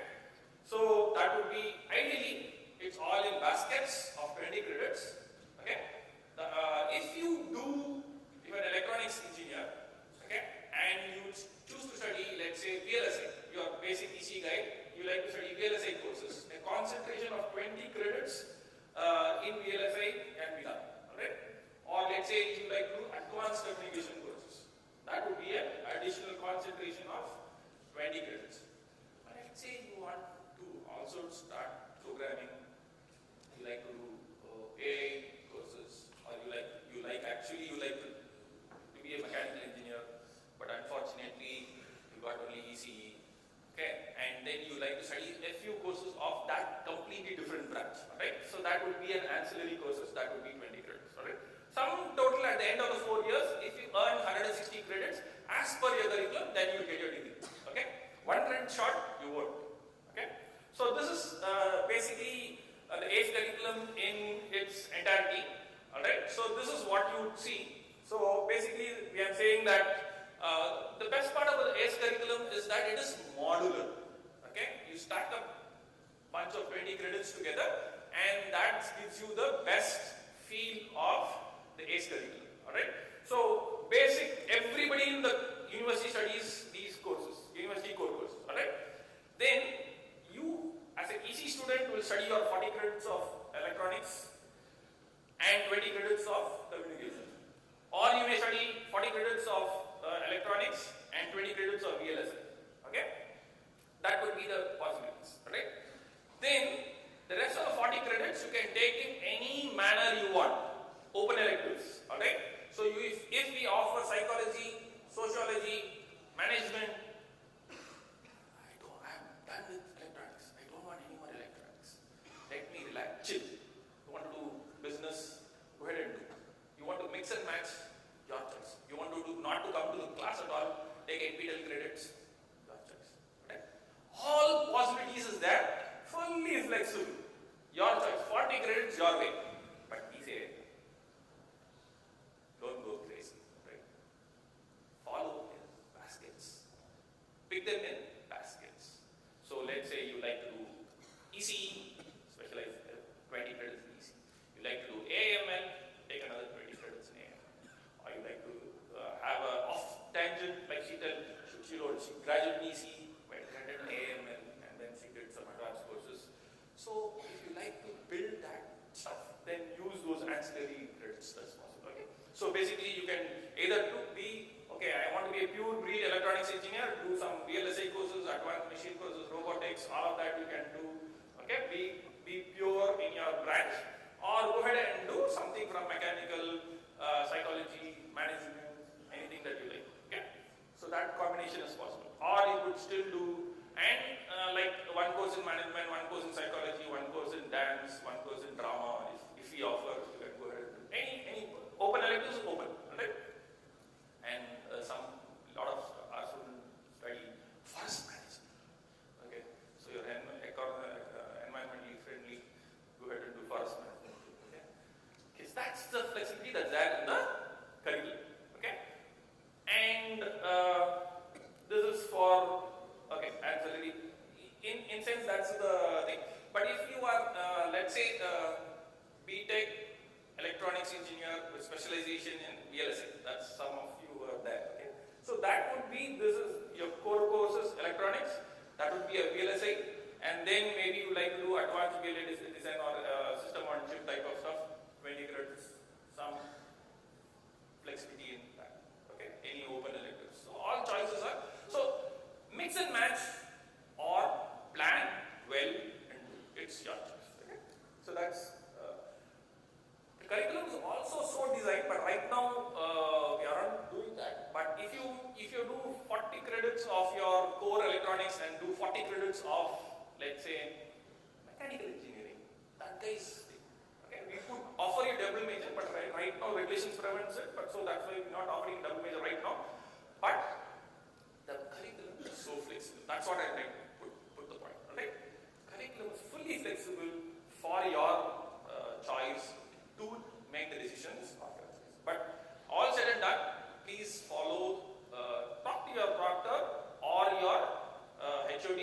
and have some guidance before you make those choices. Okay? That would be a wiser choice rather than you arbitrarily doing at yourself. Because at the end of the thing, what will happen is you'll be free for 4 years, but at the end of the thing, we will ask, did you meet these requirements? And even 1 credit short would be a problem. Alright, so please take it. Okay, so every course follows the structure. Okay, LTPC, lecture hours, tutorial hours, lab hours, practical hours, and total credits. Okay, so any course you study in this curriculum will have this LTPC structure. Okay, for let's say for example, English is what you'll be studying. Hands-on courses, more of one-to-one communication, 4 hours of discussion-oriented, lab-oriented classes will earn you 2 credits. So, engineering chemistry, for example, has, if you have a structure like this, 3 means 3 hours of lecture hours, contact hours per week. This is all per week, okay? 3 hours of contact hours per week, and you will have a lab session of 2 hours, which will count for 1 credit. Lab is twice the load, is equal to 1 credit. So 3 credits plus 2 by 2, 1 credit. Totally 4 credits you learn. So if you complete the end of the semester, you will get 4 credits. Okay, so that's what we are trying to say. Some courses needs you to do some problem solving. So you will have like statistics for engineers. You have 2 credits of theory being taught by the faculty. 1 hour of problem solving, where you will be probably given tutorial sheets for you to work out. Okay, and then you have a lab for 2 hours per week. Totally 2 plus 1, 3 plus this is 1 credit. You will get 4 credits. Okay. So is that okay? So that's a general structure for all courses in the university. Okay. So I did tell you from next semester onwards, you are the person who will make the choice of the courses that you will take. Okay. So how does it happen? This is what the process. Basically, before the semester begins, next semester begins, the head of the department will send you a link. The academic section will send you a link telling, please register the choice of courses that you like to study. You will give among all the list, you'll tell I like to study this course. Okay? So a wish list from the students is taken. The school will analyze the wish list, see if there are enough number of students opting for some courses, and then depending upon the expertise available in the school, they will offer the course. Okay? So that will not happen. And the course will be scheduled. Okay? Then what happens? So once that's scheduled, what will happen is we will give you a chance to try out. A mock registration will be permitted. Preparatory registration will be given a chance where you will go ahead and try to manage the registration. And what will happen is you will come to know whether all the courses that you like to choose are available without conflict. Is the same course being offered at the same time? Because of that, you can take only instead of 2 courses, you can take only 1 course. All that timetable planning helps for you to plan. Okay, so then a couple of days later would be a final registration. You register for the course. Okay, and at Chennai generally we will do single slot registration. Complete those in the 1.5 hours time slot. We will complete decide on what courses to study, and then once you have done your courses, your timetable is ready for that next semester. All right. What can happen is that what VIT provides you is, and let's say you are a studious student and you like to take some advanced neural network course or advanced artificial intelligence. You take a basic course, but you want to take some advanced course, and you have already registered 24, or you have registered 24 credits already. 27, 1 more course I will try. Okay? So what you do is, first 3 days of the semester, you go and sit in all the classes in the semester, and then you see what the process is there, what the professor is going to teach. He will tell you what he's going to teach, what the assignments that are there, what the projects that will happen. All of that he'll tell. First 2-3 days, you enjoy the classes, and then you see whether you'll be able to plan the load. Let's say 24 credits, I want to take 1 more course. Oh, I have 3 projects here, 2 labs there. I have so much more to do. I don't think I can handle this load. Maybe you can drop the course. Instead of 27, you can probably drop. In the first 3 days of the semester, add drop is available, where you can also flavor. You come to my course, I told you, I will do this 1, 2, 3, 4, 5, 6, 7, 8, 9, 10 things. You will have to stand upside down dance. This professor is crazy. Okay. So you decide, no, I'm not going to sit with this. You can even take that decision also. Alright? So add drop is to understand the course, the contents, the professor, the timing, your timetable, your workload, and you can add drop all of it. Alright? Okay. So then once you've done, you go ahead and complete. Alright? So semester's timetable is set. And then what can also happen is that, like I told you, 27 credits you took, the max you took, you wanted to do, you are a studious guy, you are ambitious, you want to do more, but what happens is workload is so high.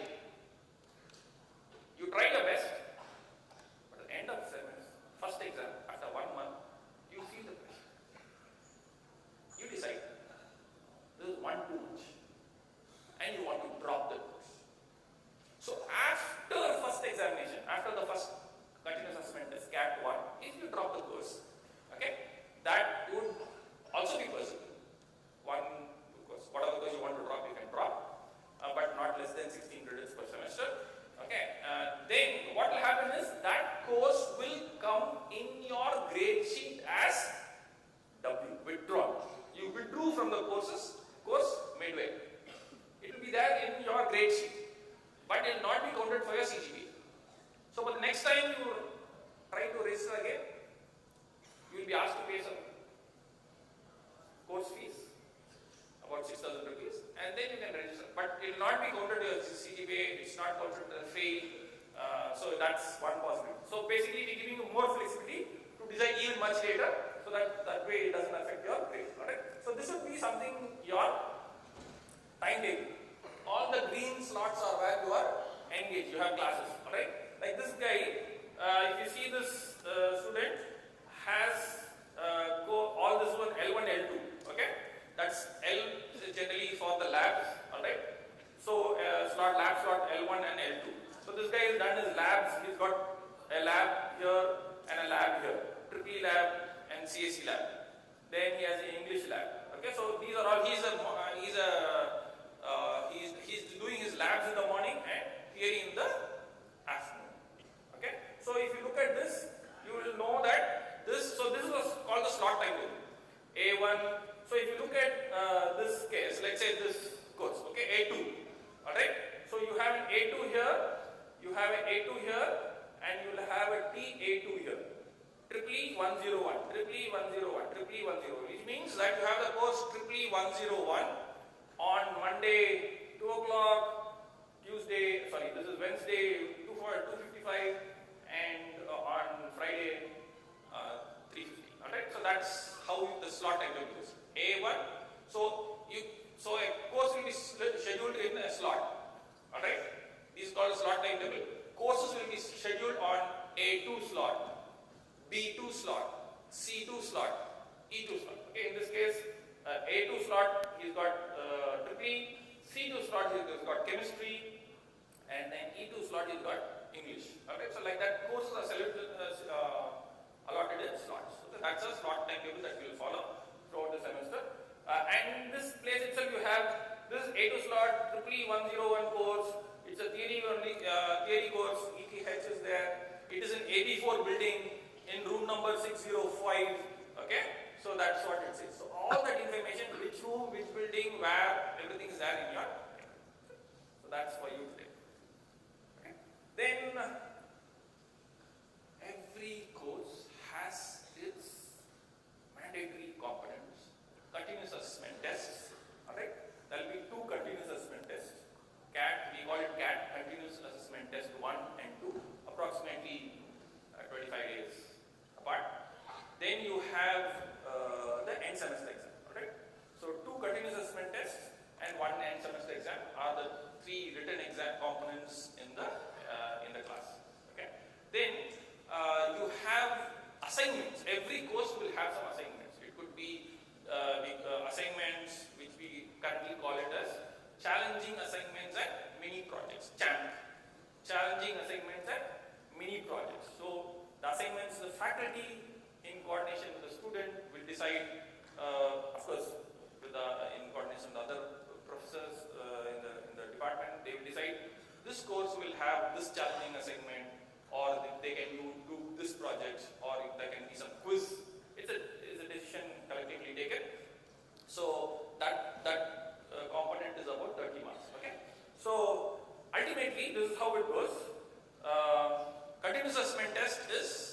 marks and end semester exam is worth 40 marks. So the ratio of continuous assessment is 60% and end semester is 40%. Okay? Which means, unlike what we studied, your parents studied, you can't take it easy throughout the semester. Last 1 week before the examination, end semester, I'll sit and study, I'll pass. Will not work. For what reason? The end semester, though it's written for 100 marks, is worth only 40 marks. Even if you get 100 out of 100, you will get only 40. 50 is equal to pass. You will still fail. So do well throughout the semester. Continuous assessment is the most important thing. CATs are important, assignments are important. You can't miss any one component. Is that okay? Don't miss anything. You will suffer miserably. Right? Continuous assessment is the bulk where you get your marks. End semester, it's regraded to its weightage is only 40%. Right? Okay. So projects will have some reviews, one or more reviews. All right. Generally, we say 3 reviews. Okay. With these ratios. All right. Okay. So also 2 more is what they say. So you can do assignments, you can do research paper, you can do simulations, you can do projects, you can do. Ask for more from the faculty, do more, impress them more, get more. Okay, so that's the way it goes, right? So even if you participate, if the professor decides tells him in the beginning, you participate in hackathon, makeathon, codathon, whatever thon, right? And the faculty comes and assess you in the competition, and he can also give marks over and above, or make it as part of the continuous assessment test, or can we make it part of the assignments, or you can make it part of over and above. Additional learning is also possible. The academics and professor will let you know whether additional learning is possible. So it adds up to your continuous assessment. So basically we tell, do any activity and get marks for more than ordinary PA. Okay, that's what we're trying to say. Okay. So if you, some students are really good, some students are on express track, some students have their own pace, they like to pace it. Depending upon how you are, who you are, what is it in a particular course, probably you're good in some courses, probably you're a little slower in some other courses. So depending upon that, you can do more. Alright? So if you are a fast learner, okay, extraordinarily bright student, you can do more courses. You can do minors, meaning to say you can study mechanical engineering, civil engineering, your electronics guy, you can do some part of computer science. Extra credits. Minors and honors means extra credit. 160 plus 18 to 20. Okay? 160 plus 20. That's extra you can do. Alright? Or you can also work for dual degree. Right now we don't have that option currently, but you can also go ahead and do semester abroad programs, or you can do 2+2 programs. You can study, complete all of your credits in this thing. You can go abroad for research internship or a semester abroad, work with foreign professors, and then continue your studies abroad, or come back and go. All combinations are possible, right? So that's for the. But unfortunately, let's say you're not catching up in a particular subject, then we can assist you. Professors will assist you. Some of them will take extra classes. They may give you extra material to read or problem sheets to solve. All of that is possible, right? Okay. And how you connect, it could be physical, it could be virtual, right? And worst case scenario is the option I told you earlier. Then you finish your semester in the summer vacation. We do offer summer courses. I'm not very sure how it will go for you, but summer terms is possible, preferably for the graduating students. We'll have to think how we'll handle your cases. But we have a summer semester for people who need to complete some backlogs or additional credits. Okay. So, like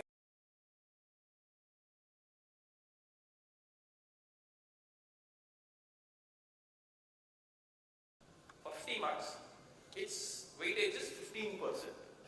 Continuous assessment 2, approximately another 20. First, this is 15 days later, approximately. Then this next exam would be about another, not 25 days approximately, 25 to 30 days approximately. This would be 25 days approximately. That would be second exam for 50 marks. Weightage is only 15%. Then the end semester is for 100 marks. Every detail will be given by the COE's office, 40% weightage. In between each of them, you will have assignments. The mode of assignment can be any of this. Okay? That's decided between the faculty and the students, and of course the course coordinator. Okay? So it could be any mechanism, quiz, written exams. Written is popular. You can write journal papers, you can write review papers, you can do outdoor activities, you can do hackathons, you can do report writing, make videos, online content, publish, everything. Okay? So variety of assessments are possible. It's only up to you and okay. Okay. So if you fail a course, unfortunately, then you will have to redo that course next semester. There is no arrears in BA as of now. Right? Okay. We don't have an arrear system where you can redo just write the end semester and pass. That doesn't exist. So the point is, if you fail, you'll have to sit, do the course again, same assignments, same prof, same thing, again and again until you clear. Okay? Okay? So let's hope you don't go through that torture. Okay? So that's the point. Alright? Yeah. You can also do an audit. I love the subject, but I don't want to affect my grades. Audit the course. You want to do extra courses, honors and minors, possible. Okay, you want to improve your CGPA, you can redo the course and tell, okay, I got A grade, I want to get S grade, work hard, re-register, sit with the junior students, redo the course, possible. Okay, we also permit this a little bit. You failed one course, elective, right? You failed a course, you don't like it, you can substitute for some other elective later. Okay? So substitution is also possible. Okay? This is one very, very important point you should note. Every course you should have 75% attendance. 75% attendance for that course. 74% of attendance, you can't write the exam. 15% gone. CAT 2, it's all cumulative attendance, alright? CAT 2 is 74%, another 15% gone. Okay? So 74% may not make you eligible to write the exam. 75% is mandatory. Hundreds, a few hundred students, or in one case, a couple of years, even 1,000 students did write exam. Doesn't matter. Attendance is mandatory. Don't miss out on attendance. Don't be very calculated, because what can also happen is that 74, you kept 75, okay, but suddenly you will fall sick. At the end of the semester, you may fall sick. Or suddenly you will fall sick. Your attendance will go below. It's not in your control. But all attendance, all reasoning, medical, sports, representing VAT, conference publication, everything you are doing great. But still, inside the classroom, 75% of it. Okay? So take care of it. Okay? And you cannot miss an examination. If you miss an examination, you will have to redo the course. The only reason when we missing from the examination is allowed is that you get hospitalized for a week during the exam times. Okay? Then when hospitalization is considered, or there was unfortunately somebody in the close family passed away, then they will. Everybody goes to the next semester. Malpractice, COE will inform. But just from academic side, one point. If at all you are caught for copying in the exam with the paper, it could be any paper. You come to maths exam with a paper written in French, or it's a French or Tamil, whatever, or it is just a piece of paper with something written on it, which has got nothing to do accidentally you had the paper. Willfully, not willfully. Mobile phone, willfully, not willfully. Working, not working. Usable, not usable. Intentional, not intentional. Whatever reason. There's a table in VTOP for malpractice. Whatever be the reason, you will get all the exams, not for that subject, for all the subjects registered in that semester, you will get it. If you do the end semester, whole semester goes. If you do CAT 1, unfortunately, all the 6 subjects in CAT 1 will get 0. Okay? 15% mark. So be very careful about, very stringent on this aspect. Attendance, malpractice. No mercy in malpractice. Very clear on that. Please take care. Okay? With that, I will close. Any questions you should probably ask your proctor and your head of the department during your resource session. Thank you very much. Thank you, Professor, for briefing the students on the academic regulations at VIT. We here at VIT have a number of digital platforms developed to support students for the day-to-day activities. To brief us on the digital initiatives, Dr. Shamala, Assistant Director, Software Development Center, is here with us. You are most welcome here, ma'am.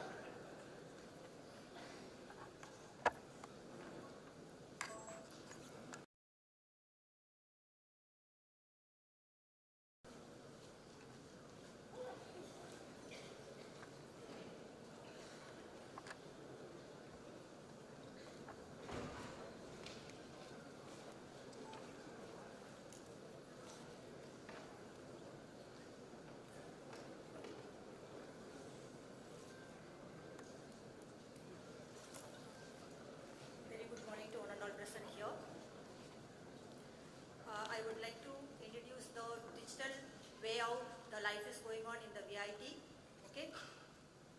So I would like to join with him to invite you all to get introduced to the digital VIT. Okay. So the way how we are doing the digitalization in VIT, we have 2 departments. One is the software development cell and another one is known as the Center for Technical Support. So both hand in hand, we are doing all the digital initiatives the way how we are having in our VIT. Okay. So the CTS is, they are maintaining all these things. We have all the state-of-art, the data centers present over here, and then they are maintaining all these hardwares, and the main focus of the CTS is taking care of all your desktop and then the laptops, hardware devices, networking all the things, and VM creations and the maintenance, VDI creations, cameras, all your things, that is what actually we are having, and the biometric devices, and then the ID card printing, all those stuffs, and then the software procurement, and your entire campus is done with the Wi-Fi connectivity, right? So everything is taken care by the CTS and conference, right? So we mainly, the SDC, that is the software development cell, we are focusing on all the applications what actually you are using.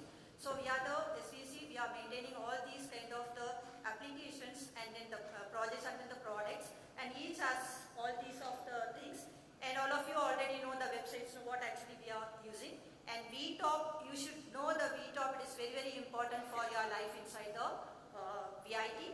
And LMS is the learning management system, and all your events will be taken care by the event hub. And then if you have any issues, you could able to raise certificate through the VHelp, and many other applications are running, we will see one by one.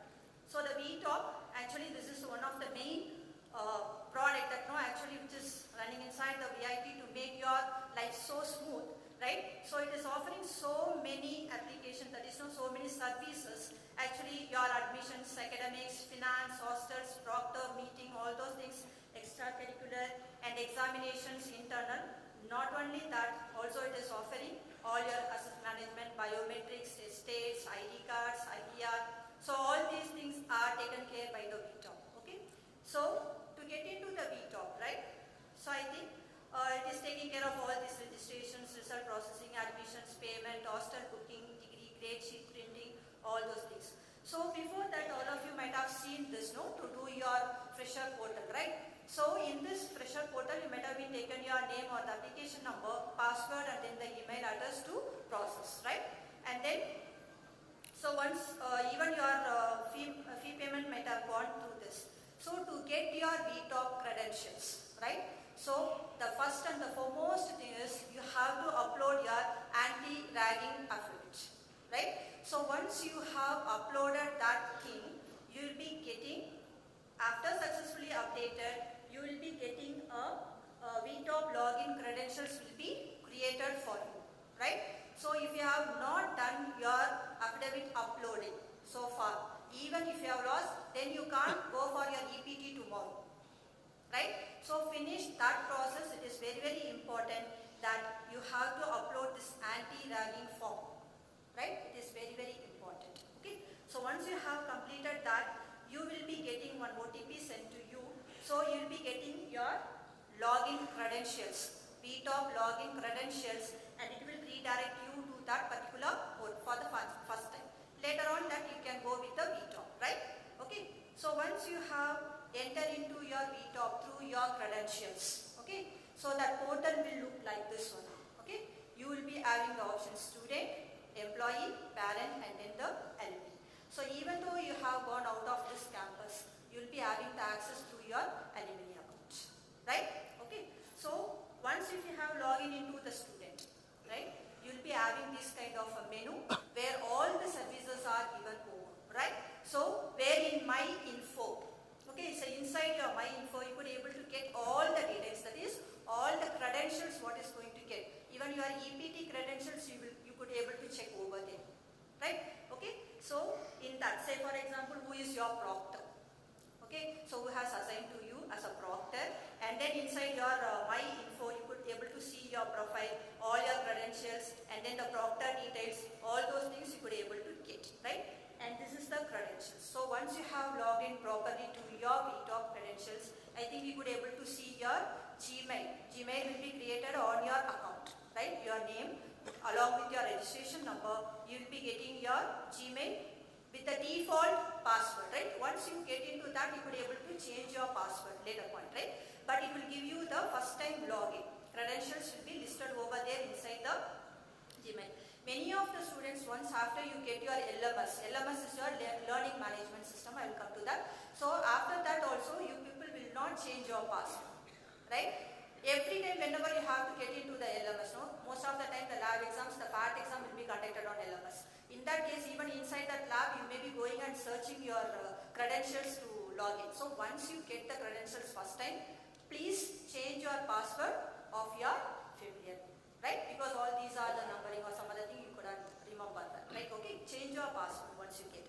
And then all your Microsoft Teams, every credentials will be come under this, right? Okay, so you can go and get that. So this is your, even your bank information will also be present in the VTOP, right? All your details will be present inside your VTOP. Okay, so this is the way proctor. So who is your proctor and what is his room number, what is his phone number, what is his mail ID, everything will be displayed under your registration number, right? Okay, so the next one is your course. Okay, so course, if you click on the course, I think you could able to see there, no, what I have the timetable.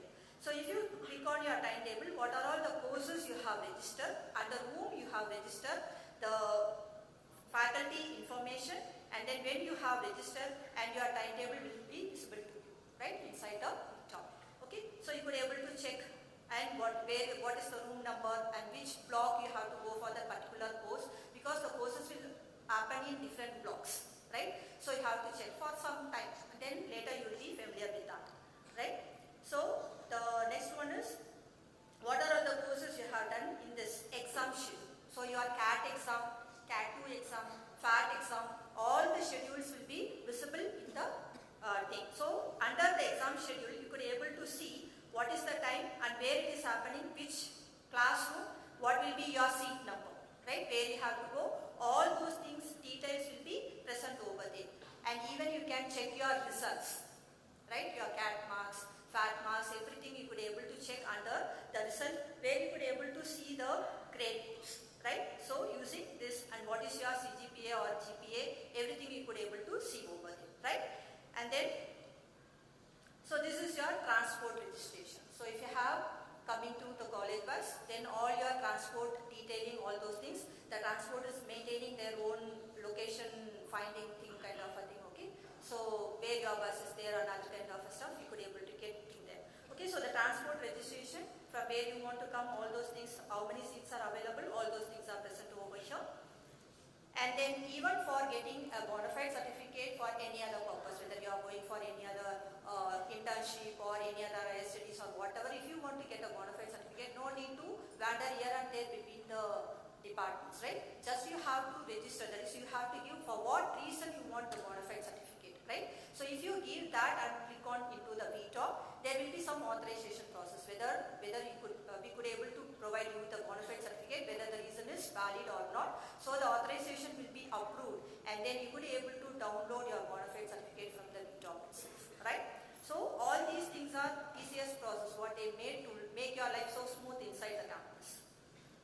Okay, so and the receipts. What are the receipts? If some of you have taken the bank loan or something that you have to show your receipts and other kind of things, you could able to log in here and you can download all your receipts for submission of that, right? So that is also present over there in the video. And then this is very, very important. This is your academic calendar. Okay, so this academic calendar will be posted yearly, very earlier to your semester start, so that you could able to plan your leaves also, right? So if any some 3 or 4 days leaves are coming, if you want to go to your home or something, you could able to plan, or you can book your tickets or whatever, right? So this academic calendar is also available there in the VTOP, well planned to do your activities. Okay. The next one is very important, as I said, parent login, right? So once the students have come inside, you would like to know about the progress of your kids, right? So you could able to track their progress by logging into your parent login, right? So to get into the parent login, the credentials what you require is your kids registration number, right? The next one is your kids date of birth.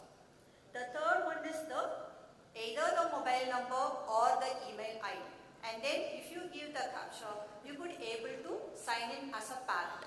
Whenever you want, you could able to sign in, and you can even check whether your kid is attending the class that day or not, right? So you can check all the academics, examination, and who is the HOD or dean of that particular thing, and then who is handling overall the faculty that under whom he has registered the course, and then whether he is attending the classes, how many classes he has attended, whether he is maintaining the 75% of the attendance, what is the problem, everything the parent can track, right? So through your parent login.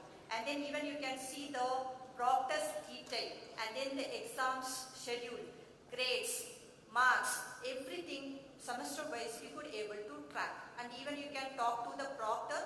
The proctor details are also available there in the parent login. You can directly contact them whether everything is goes fine or whatever. Okay. So even you could able to track your kids' progress, right, on semester whatever.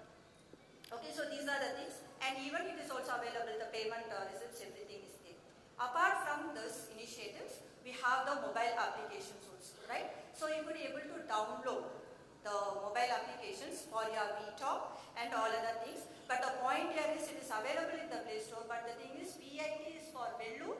You have to download the application VIT-CC, that is VIT Chennai campus, right? So it is available both for your Android as well as for the iOS thing, right? VIT-CC parent app is also available, okay, to track your kids' progress. So VIT-CC parent app is also available both for Android as well as the iOS. And we have something called the V-Help, right? The V-Help is to help if you face any problem, you could able to raise a ticket. Whether you are facing a problem in the hostel, in the transport, or in the academics, or in your classroom, or in the attendance, whatever, you could able to raise a ticket, right? So that will be solved within some 2 working days. Okay, so you could able to track the ticket also, whether it has solved or not, whatever, right? So that is available, all this parent app and then the student app and the VHelp app, everything is available both in Google Play and in the App Store of your iOS. So you will be getting for the iOS alone, there will be some steps that you have to follow. That is also available in the VTOP itself. Okay, so that instructions will be given. But for the Android, that directly you can download and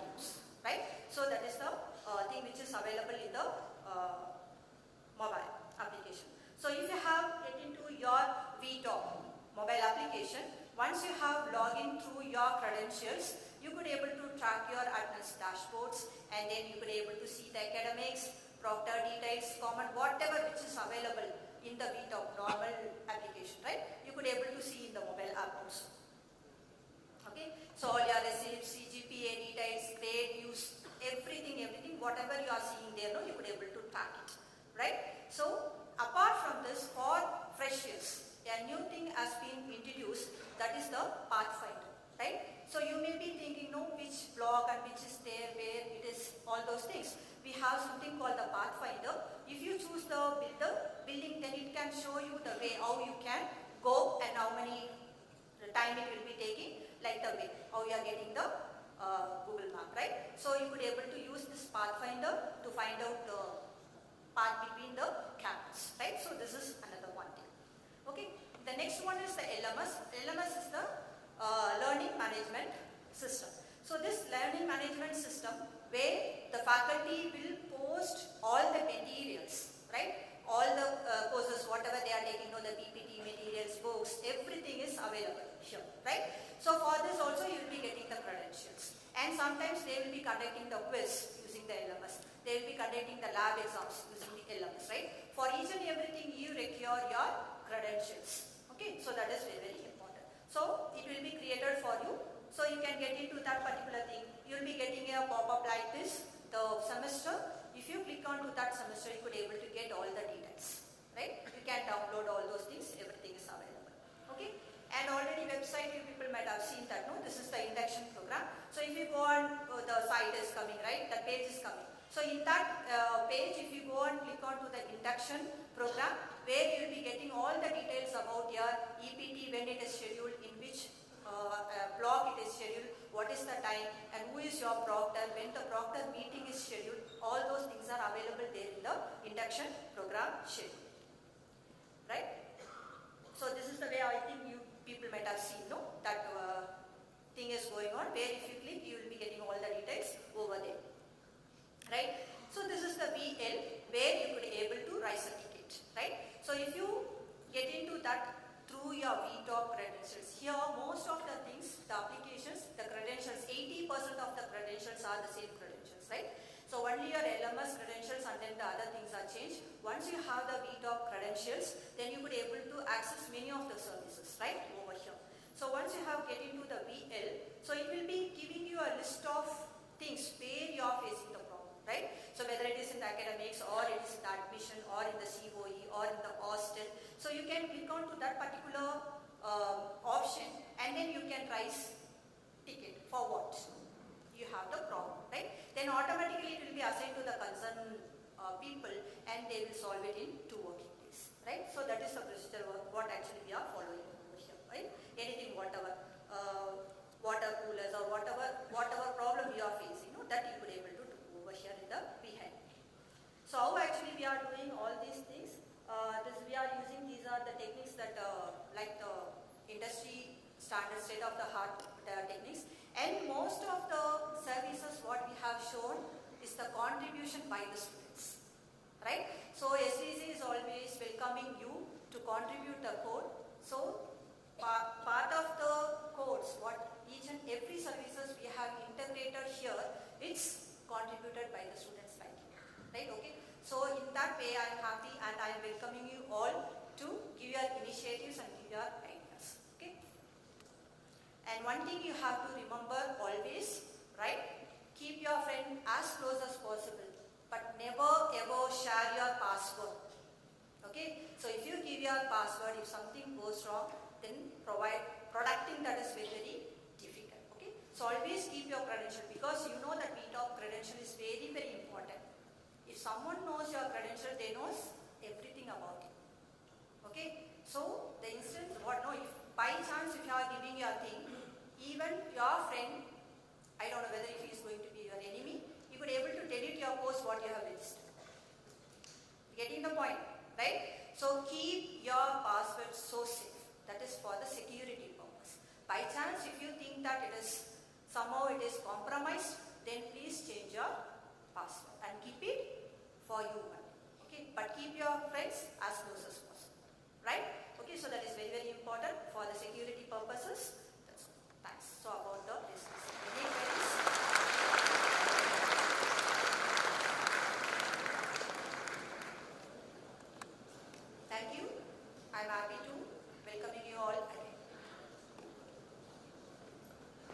Thank you, ma'am, for briefing us on the digital initiatives at VIT. All is well that ends well, so goes the saying. The end that we look for at the completion of any degree is, of course, placements. To talk on these lines, I would now like to invite Dr. Aroke Selvakumar, Assistant Director, Career Development Center.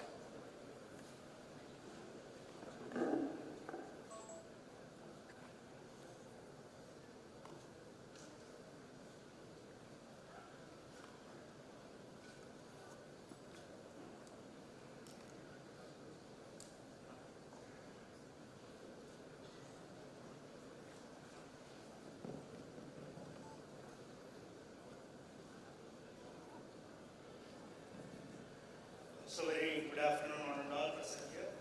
I am Professor Rayasandra from the School of Mechanical Engineering, and also I am one of the assistant director for VIT Chennai. So along with me, Professor Anandakishan also taking care of this Career Development Center, and we have a director, Dr. Savin Rajkumar, he is from VIT Bengaluru. And before starting the presentation, I want to make it clear that placement is common across the campuses. VIT Bengaluru, VIT Chennai, VIT AP, and VIT Bhopal. So all the students will attend along with you whenever the company is coming for recruitment drive. So the functions of Career Development Center. So first we will give the career counseling, then soft skill training, then industry engagement, industry certification, and skill development we will do. Then the digital process, we will elaborate, industry internship, higher education and training, IAS training also we are doing, only in VIT Chennai campus. And alumni events, that is after you are getting placed. After 3 years, if you want to come and apply for different companies, you are always welcome because we are doing lateral hiring events, and this time it is going to be held in VIT Chennai. And we used to conduct a lot of hackathons. And then we have an industry conclave where all the esteemed chief guests from the industries will come, and then they will share their knowledge. So one good thing about your learning is, so all the soft skills related, we have already embedded in the curriculum itself. So all these courses you will study during your regular courses itself. So please, students, so you have to get a very good grade here. And you have to concentrate more on this if you want to come and sit for placement during your final semester. That is final year 4. So coming to the placement process. So first we will ask you to register, and we will create a database. And third one, you will have a psychometric test and training. Fourth, we will send the invitation to the employer by using the employer registration form, and then we will finalize the dates. Logistics support we will provide, and we will process registration through the online portal. We have a number of softwares to do the placement process. I will brief in the next slide. Then we will facilitate the recruitment process, and then after you are getting placed, if you want to choose any offer, which offer you want to go, you can always come and you can meet us, we will guide you.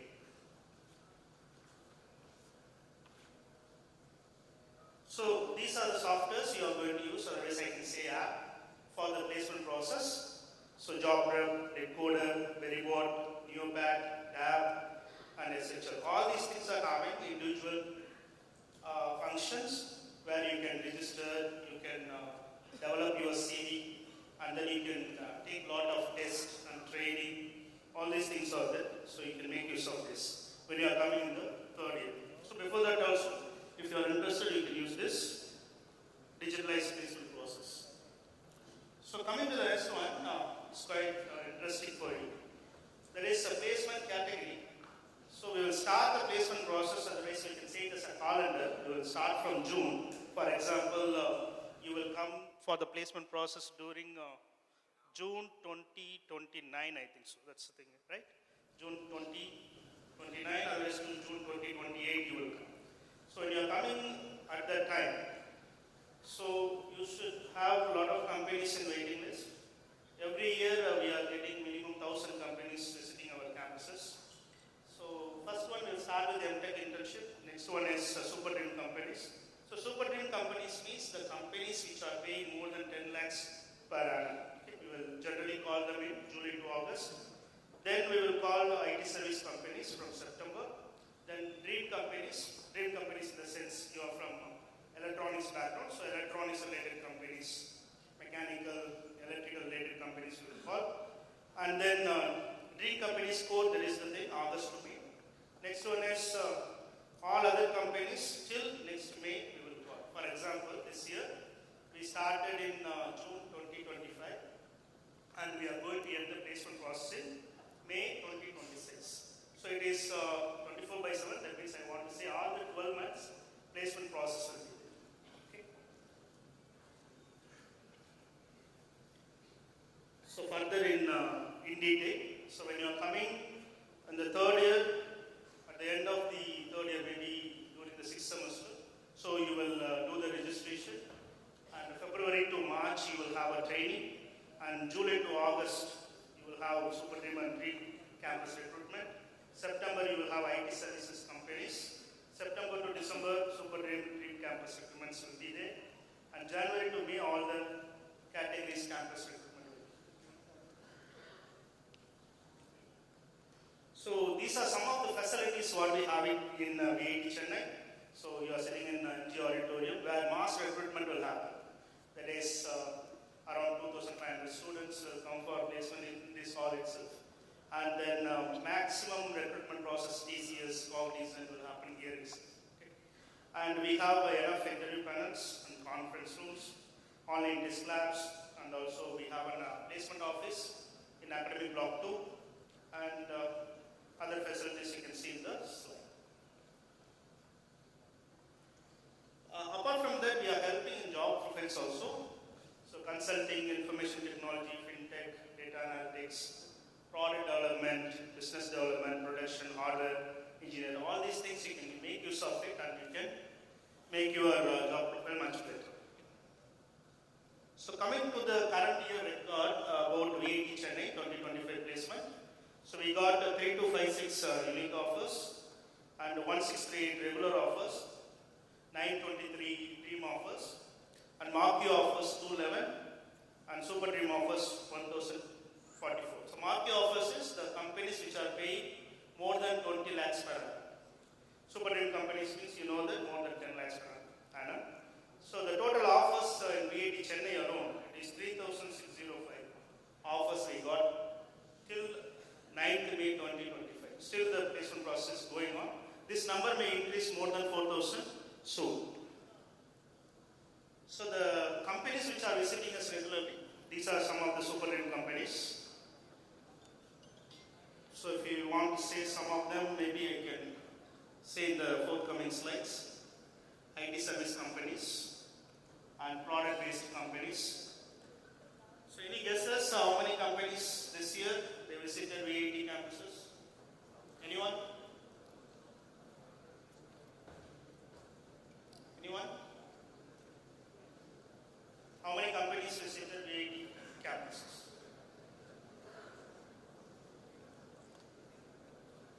(1,079 companies).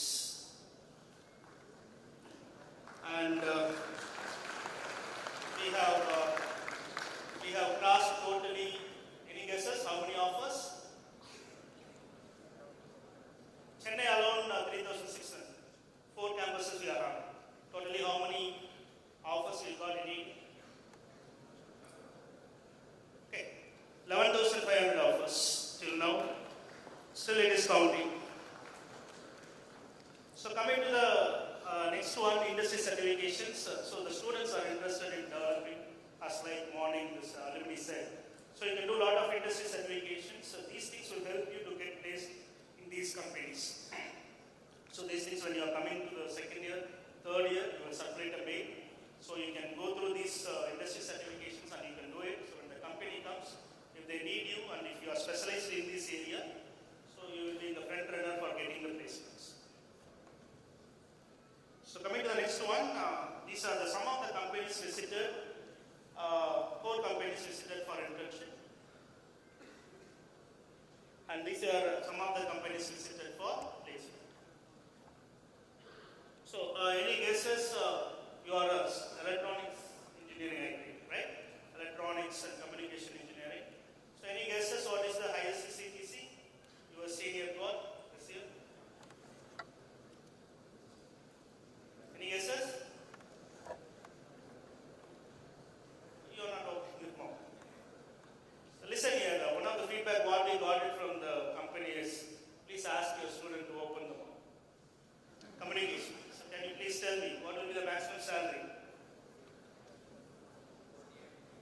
20 LPA, very good guess actually.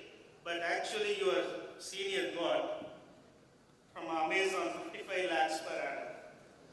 And Qualcomm 30 lakhs per annum, Marvel 26 LPA, Synopsys 24 LPA, JP Morgan 20 LPA. So now you can understand that I missed Samsung because Samsung is coming under 20 LPA. Okay, so some of the things I have given here. So apart from that, some of the students, you will think that no, I don't want to sit for placement, I want to go for higher studies, or GATE, or competitive exam I want to do, or IAS, they are ready to support you. So we are doing higher studies also, okay, we are guiding you, so we are having career guidance cell. So you are always welcome to do your higher studies too. And before ending my PPT, I want to give you some brief advice for the students. Number one, when you want to come to the placement center during the third year, so you will have internship. So internship in Google will offer internship, Samsung, everyone they will offer internship. Okay. The first thing they will check is you should not have any arrears during your studies. So if you are having any arrears, 25% of the company they will take. So no SDF arrears. Okay. And when you are coming to the final year, you should not have any standing arrears. You are too good, you got 9 CGPA or 8.5 CGPA or 8 CGPA, I'm saying percentage, 80%, 85%, whatever it is. But if you are having even a single arrear, you are not eligible to sit for more than 50% of the companies. Our request from Career Development Center is, and our chancellors is also, each and every student should get one placement offer. So what we are requesting you is, without any backlogs, if you are coming and knocking our office, we are always there to support you. Thank you, one and all. See you soon.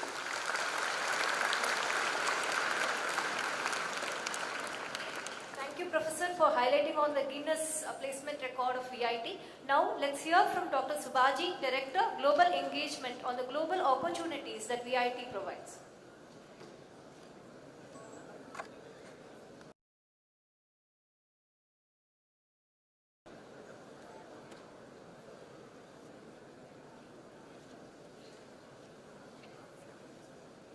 Good afternoon. I think you're all tired sitting from the morning, and too much information to digest in the first thing, that too in the first half. So anyhow, we have to go through the process, and we have to give you what are the opportunities that are available here at VIT to you. So that's why we are all present here. First of all, I join our management team and our colleagues to welcome you all to VIT family. Warm welcome to the students as well as to the parents. So I'll be very brief, and I'll just focus on what kind of things, activities we are performing, and as a students, what advantages you have, and how you can use that for your growth and add value to your CV as well. So here at International Office, what we do is we work on developing partnerships with the universities all around the globe. We work with the schools and with our partner universities in developing joint academic programs, as well as we work on developing collaborative research, establishing Center of Excellence. Right now we have 2 Center of Excellences that have been established, and we are working 2 more. These Center of Excellences will help you to go and work along with our faculty members.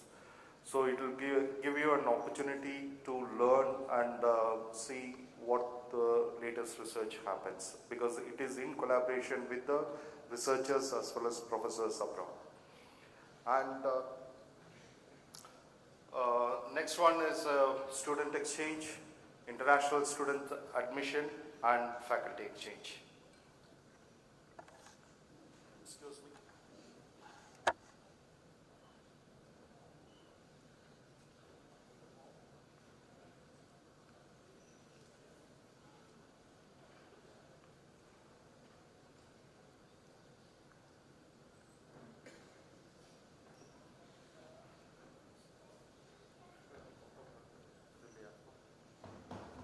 sorry.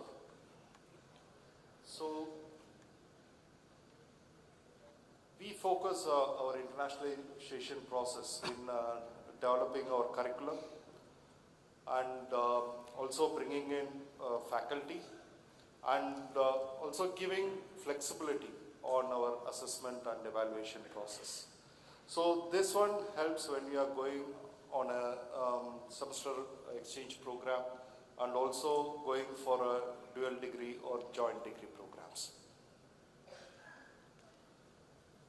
So we have many international faculties coming to VIT, and last year alone we have more than 250 faculty members coming to VIT on various disciplines. When they are coming here, they offer classes as well as they conduct sessions on giving information about their university, about their country, what kind of scholarships that are available, and also how you can work with their students from their lab. So there are so many things. So whenever faculty comes in, you can talk with them, discuss with them, and then try to use their presence while they are in VIT. Similarly, our faculty members also go abroad, and we encourage our faculty members to go abroad a lot so that they can go, they can equip themselves, they learn, and also they understand what kind of latest technologies are being followed and how they can improve our pedagogy and our teaching learning process as well as research. We have more than 25 professors working as adjunct faculty. So the meaning here, adjunct faculty, is they come regularly, and in a year they come for 2 or 3 visits. They stay with us minimum 2 weeks, maximum a month. So they will handle part of the curriculum or sometimes the entire course for our students. And they teach, they co-teach with our professors from VIT as well. And we have full-time international faculty members also present in our campus. And these faculty members are not only teaching technical courses, but also they teach foreign languages. So we provide different foreign languages to our students, and each one of you have to compulsorily learn one foreign language, like German, French, Japanese, and Spanish also we are looking at. So Japanese and French is being offered by the native teachers, and we are also trying to bring in other native language teachers also. The advantage of learning these foreign languages is you will get an edge when you are sitting for your placement drive, when you are going for your higher education, and there are a lot more benefits in that. Maybe once you are on board, you can always come and discuss with us, and we'll be happy to explain and share the details with you. So we are also having a lot of ongoing international projects, and even though you're at the undergraduate level, the reason why I'm projecting is that you will get a chance. If you are really good and if you are capable of executing some application or strong in programming or whatever, you will get a chance to work with professors, and so that you will also sometimes get paid as a scholarship or a stipend. And you will also get an opportunity to go to our partner universities for a short time, maybe for a month or for 6 months or even for a year during the project period. And another one, I think our Dean Academics would have also mentioned, and in the morning our Vice Chancellor was also mentioning, that our undergrad students are working closely with our faculty and publishing papers in the international journals. So this, we are moving from a teaching learning into a research-based university, and I think you should all take a leaf out of it and try to work with the faculty members and publish papers. So it is definitely going to help in your future endeavors. I was informing you some time back about the 2 Center of Excellence which has been created. So one is with the Teesside University, it is in the area of net zero industrial research. And the second one is with State University of New York, Binghamton, and it's in the area of neuroinformatics. And right now we are working on two more. One is with the Rochester Institute of Technology and another one with Kyoto University, Japan. So through this internationalization, we also help our students to improve their intercultural communication and languages. So there are a lot of clubs, and in fact, a couple of days back, we have inaugurated a French club, which has been inaugurated by the Consul General, French Consulate, Chennai and Pondicherry. So we also have Japanese club and other clubs as well. So where you can interact with the other students with the multilingual background. So it will help you to learn the language, to understand the culture. Also, it will help you to improve your communication skills as well. It will also help you to enhance your network, because the network plays a very important role when you are moving ahead in your academic career. And we have more than 550 international partners around the globe. You name any country, we have partner universities available. So through these universities, and most of these universities are highly ranked universities, and we encourage our students to use our partners. So wherever possible, you can go and you can do part of your study, come back, and then you can complete your degree here.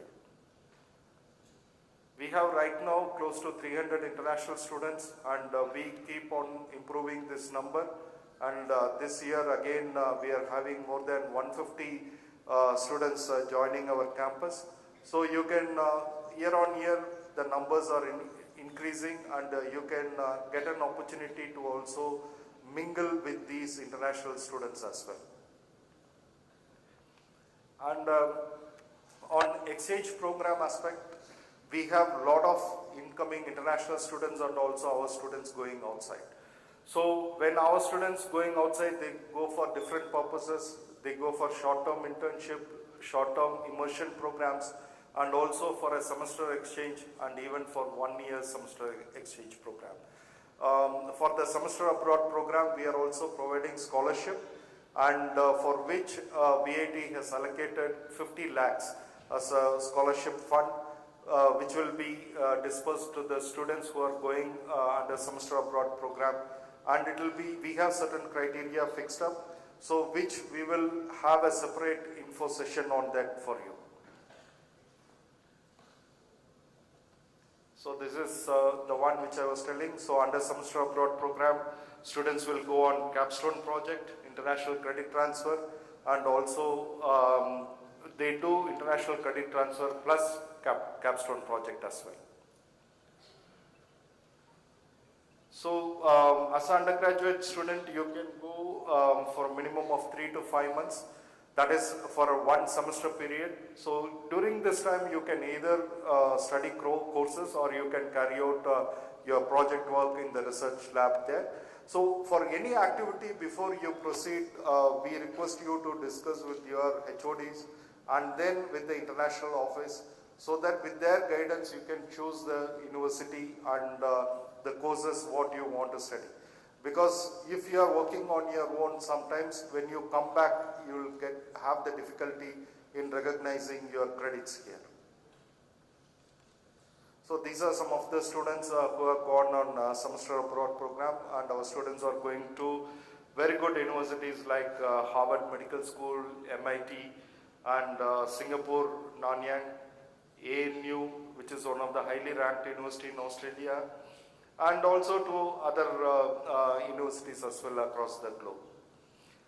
And this is another important one which I would touch upon, is the international transfer program. We have different models in which we encourage our students. See, you can complete your first 2 years here, and if you are interested to continue your higher education in any of our partner universities in US, Australia, UK, or Sweden, we help you to get your credits transferred, and you can continue your higher education and you can get the degree from there. There is another model which is called the accelerated program, where you will complete all your coursework here in 3.5 years, and then you'll go for your capstone project and stay for 1 more year, that is 1.5 years, and then get your bachelor's from EIT and master's from our partner university. So right now we are also working on a dual degree program, that is a 2+2, and after the successful completion of this program, you will get 2 degrees from VIT as well as from our partner university in the same discipline.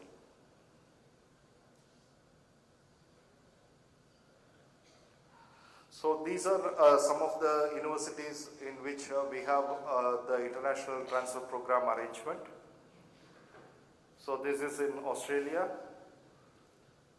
it's in UK, Belgium and Sweden. So these are some of the students who have gone on 2+2 to Purdue and after their graduation. And not only at the bachelor level or master's level, we also have joint program at the PhD level also.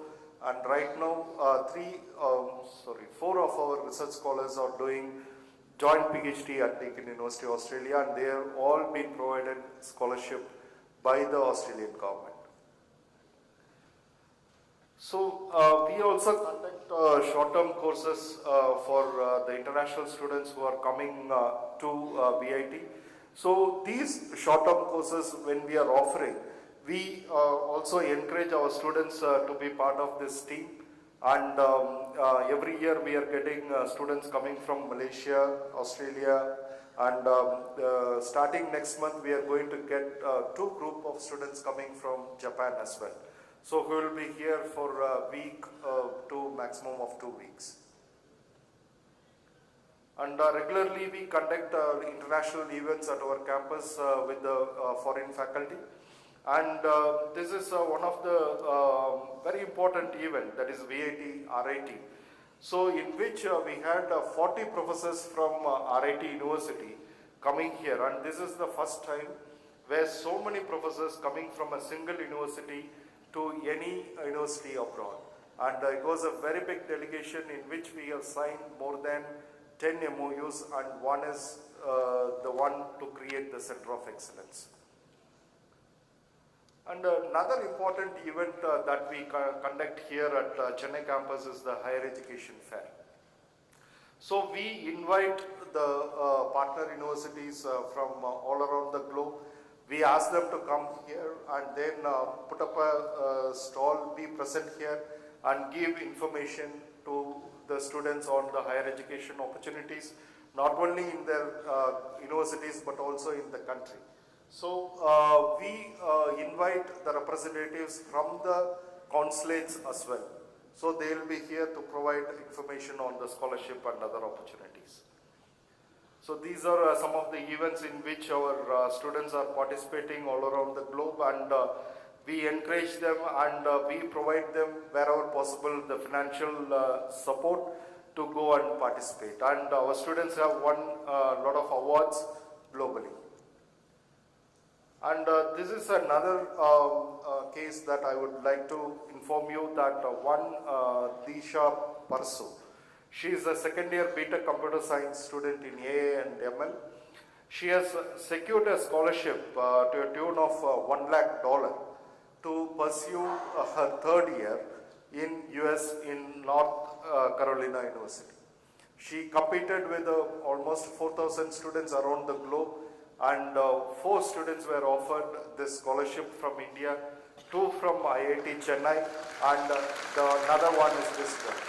So she is now embarking, she is on the way to go to North Carolina, and she will complete her entire 3rd year there, and she will come back and graduate at VIT.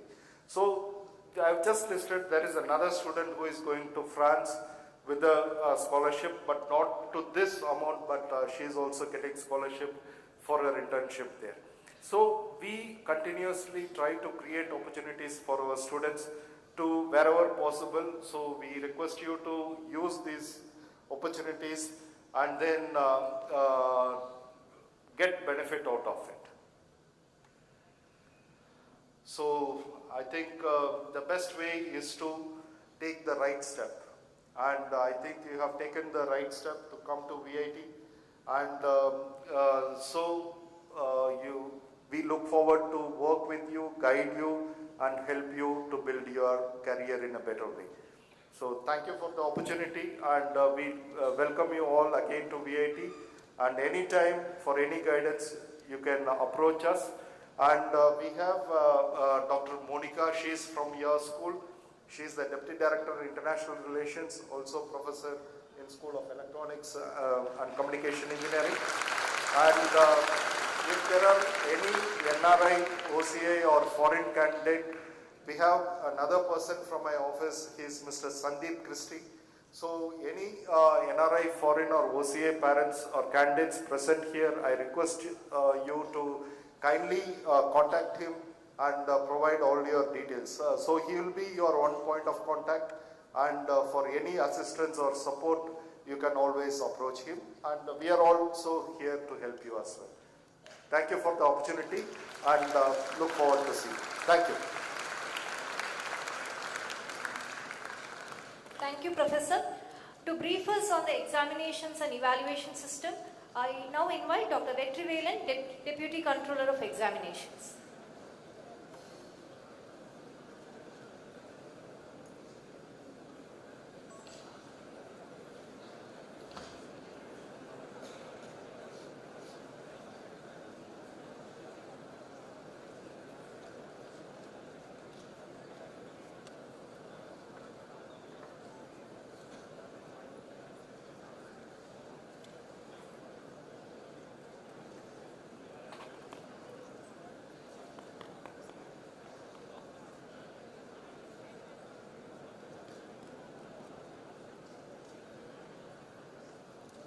Very good afternoon to one and all. Good afternoon. Thank you. So I am here to represent Office of COE with respect to different do's and don'ts, and what are all the instructions you need to follow as such, and what are all you are supposed to be avoided. So all these things I will brief you as part of COE office. So most of you know the examinations, how it is conducted in different boards and other aspects in school level and college level. So with respect to, I orient you towards VIT terminologies and the procedures. So this induction program is mandatory to know all the informations pertaining to air system.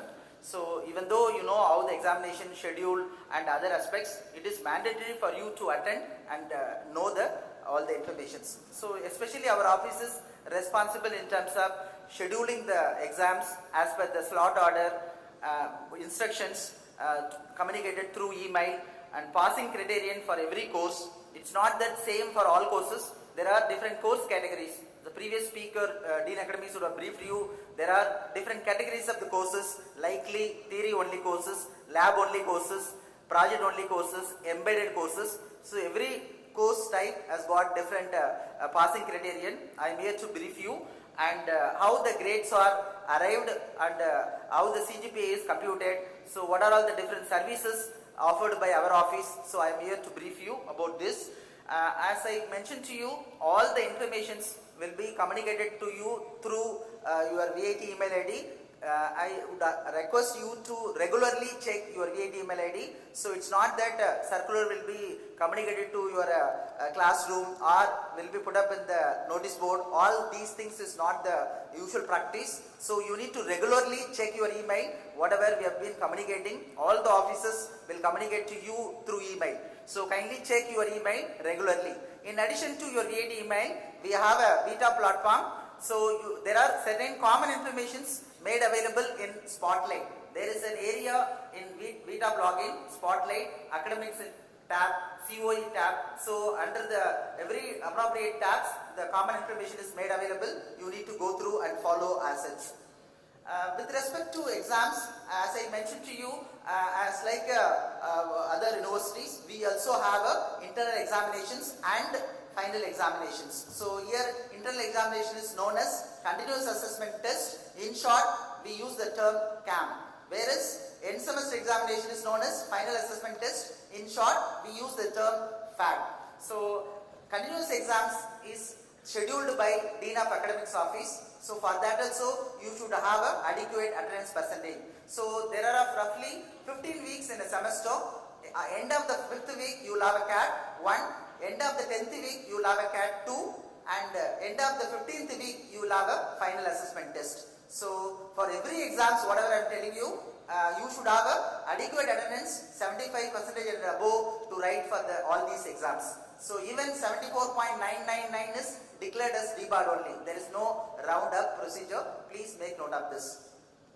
Coming to schedule of the exams, this is with respect to FAT schedule. Similarly, there is an option for you to view the continuous assessment test CAT 1 schedule, CAT 2 schedule, similarly FAT schedule. Our office is responsible to schedule FAT examinations and conduct of FAT. So for example, your FAT schedule looks this way. You have to notify the schedule in VTAP. So for example, you can see there is an option where course code, course title, course type and class ID, which slot under which you have registered a course, what is the exam date, is it a forenoon exam or afternoon exam? If it is a forenoon, what is the reporting time? 9 o'clock for the 9:30 exam, 9:30 to 12:30 is the 3 hours exam, meaning 9 o'clock reporting, you need to be occupied in the respective seating by 9:15. So all these instructions along with the do's and don'ts, we will be communicating it to you before start of the FAT. So this is how your FAT schedule and the venue seating looks in your VTAP login. So in addition to it, FAT examinations conducted with there is a paper, every page you have this coding, shading style where you can write the question number followed by shading, meaning it's not followed for a CAT, it is followed for a final assessment test FAT exams. So for example, if the question paper contains 10 questions, you wanted to start 9th question, meaning you have to write 0, 9 in that page where you start, you need to shade 0 and 9 legibly. This is very important. Why I am telling this now? Let's assume 9th question you are starting at the first page, continuing 2nd and 3rd page off. The next question you want to start 4th question. Let's assume 4th question you want to start. You have to start from the fresh page. That is point number 2. Then next point is the first answer what you written question number 9. You may wanted to recollect and write some more answers. Let's assume you are writing it in the 44th page. So you have to again write 09 in the 44th page. You have to write the remaining answers for the question what you have already answered. Why I am emphasizing this now? Wherever you have written answers for the question number 9 will be consolidated together under the particular question number 9.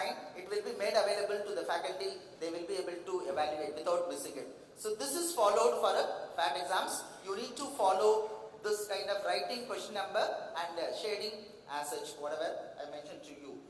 So when it comes to passing criteria for a course, so you have internal components, that's CAM, continuous assessment test, and end semester, that is final assessment test. Put together, you have a 100% weightage.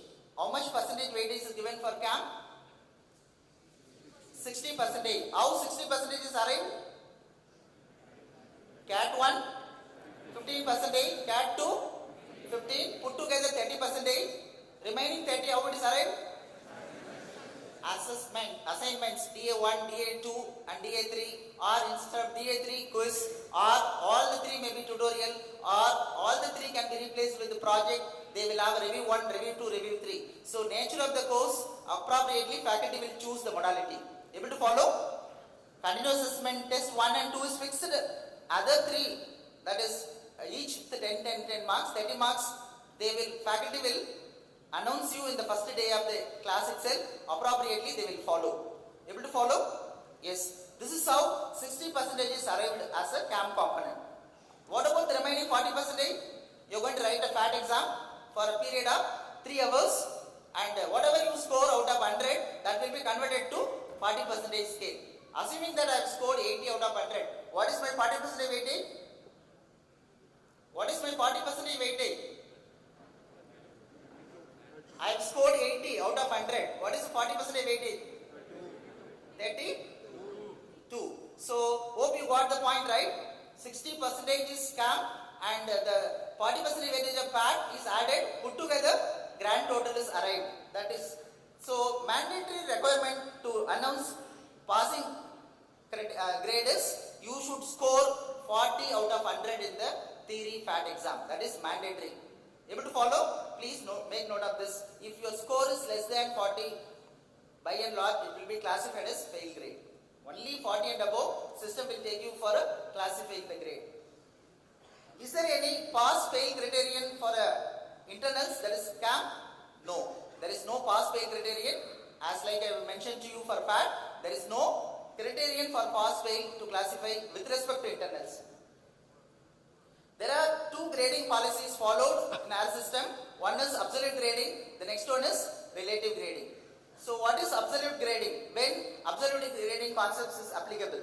So wherever the course type is lab only, you know, lab only course come under absolute grading. Project only courses like a capstone, right, come under absolute grading irrespective of class 10.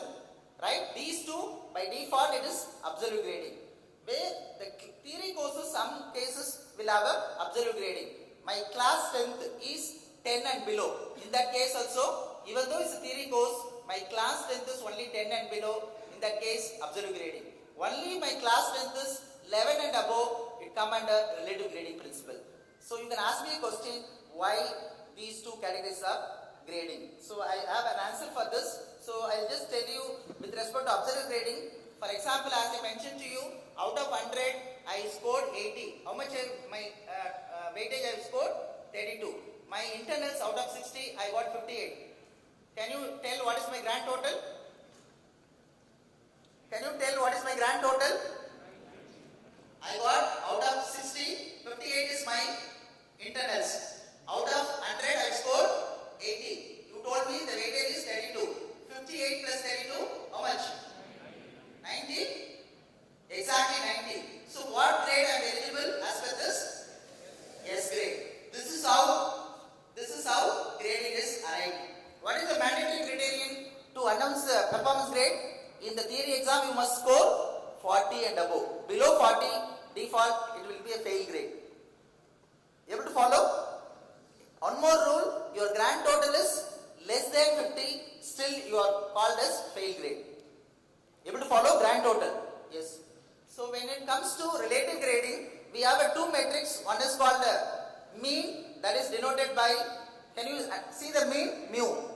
Standard deviation sigma. Based on your class, let's assume I have 60 students who studies physics course with me. All 60 students grand total will take mean, that is mu.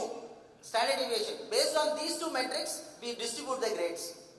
Able to follow? Yes. So, either absolute grading or relative grading, the performance grades are announced. That is, S means top grade, A, B, C, D, E. Up to E is pass grade, F is fail grade, N is also fail grade. So, where we have F grade, where we have N grade, let's assume my course is having only one component. I have not fulfilled my fat component. Let's assume out of 100 marks fat, I scored only 30. I will be given a grade called F for that course. That's fail grade. Able to follow? Assuming a course is having theory and lab, put together, they will calculate the grand total. Assuming that I got not satisfied the required marks for the fat component, in that case they will announce N1. Embedded courses, instead of F, we use N1 notation. What is N2, N3, N4? N2 is you are debarred for that in that course. You are not having adequate attendance. You are not permitted to write the exam for that course. Please, all of you make note of it. Every course separately attendance will be calculated. There are some courses 2 hours per week. There are some courses 3 hours per week. There are some courses 4 hours per week. It's not together average. Every courses separately attendance will be calculated. If your attendance percentage is less than 75, in that case you are not permitted to write FAT exam. So you will be awarded a grade called N2. N3, I have attendance. I am absent for the FAT. In that case, N3 grade will be awarded. N4 is for malpractice and disciplinary action office order cases. You will be given N4 for all the courses that you registered in a semester. Please be careful. If you fall under the category of malpractices and disciplinary action, all the courses that you have earned will be marked N4 grade, which is a fail grade. Coming to the reason why we go for relative grading, there are two categories. One is strict evaluation, another one is lenient evaluation. To accommodate these two, we have a relative grading principle. For example, the case number 1 where my grand total is 42. I told you already in observed grading, my grand total is 50 is mandatory. Where observed grading, lab only courses, project only courses, where my theory class length is up to 10. There come under observed grading. Where is relative grading, my class length is more than 10, that is 11 and above, come under relative grading. Even though strict, but fact 40 is mandatory, but grand total need not be 50. Able to follow? So, I got 42, do I get pass or fail? I gave all the clues. Huh? Can you see the grade grade? 42 where grand total fit under D grade. D is pass grade. Able to follow? It is not observed grade, talking about relative grading. The second category, I am the topper in the class. I scored grand total of 69. Do I get top grade? What is the answer? No. What is the rule? As per the distribution of mean and standard deviation, grades are evaluated. So even though I am a topper in the class, 69 where it fall under?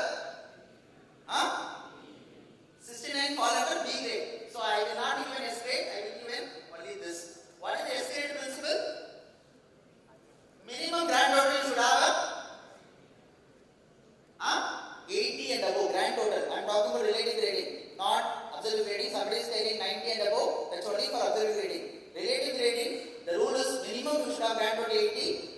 Overall will be getting this, either top 3 in the class or top 5% class. Whichever is higher, they will be given a S grade for this. So I think I am done with almost mandatory parts.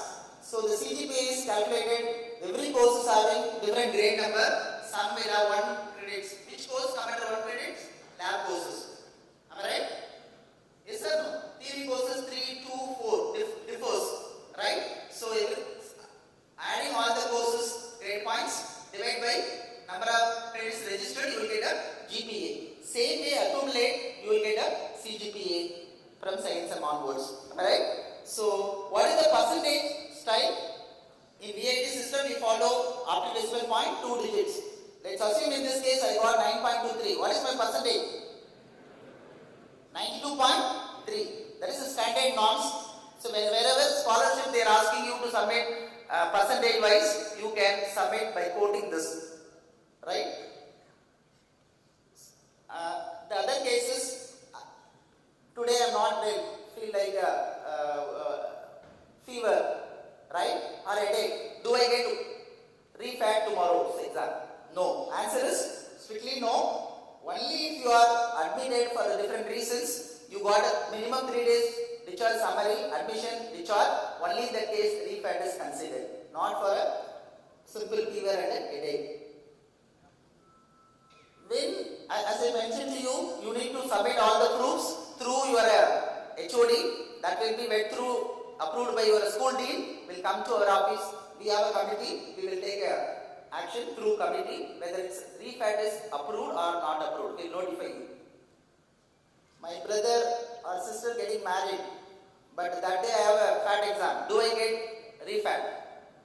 What is the answer? No. No means no. Let's assume I am not fulfilled in FAT or grand total, I got F and N grades. What should I do? Unfortunately, I got F or N in few courses. What should I do? In the subsequent semester, you have to re-register and study. You have to pay a re-registration fee and clear it. Do we have a arrear? As of now, there is no arrear scheme. Only after timed out period, 4-year degree program is after the 4th year, you will be given an arrear option. Not during study period mode. As I told you already, academic malpractice is viewed very seriously. And please make note of this. Any form of malpractice will be viewed very seriously. What is the grade will be awarded?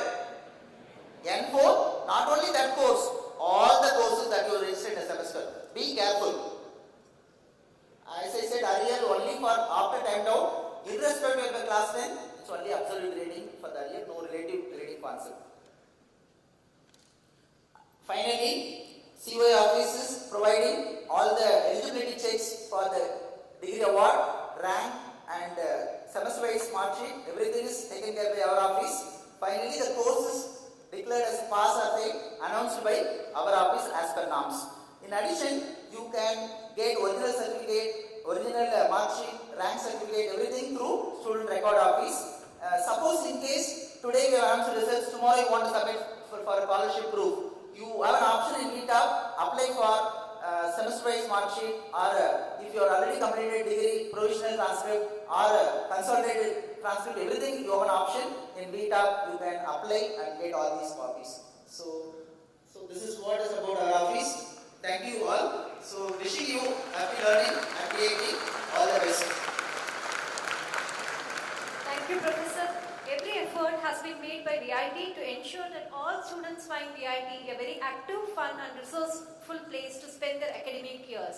Now I call upon Dr. Satyanarayanan, Director of Student Welfare, to provide an insight into lively life at VIT.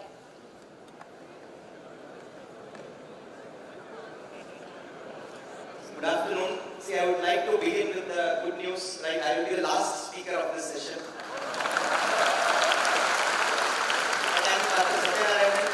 Director of Student Welfare, right?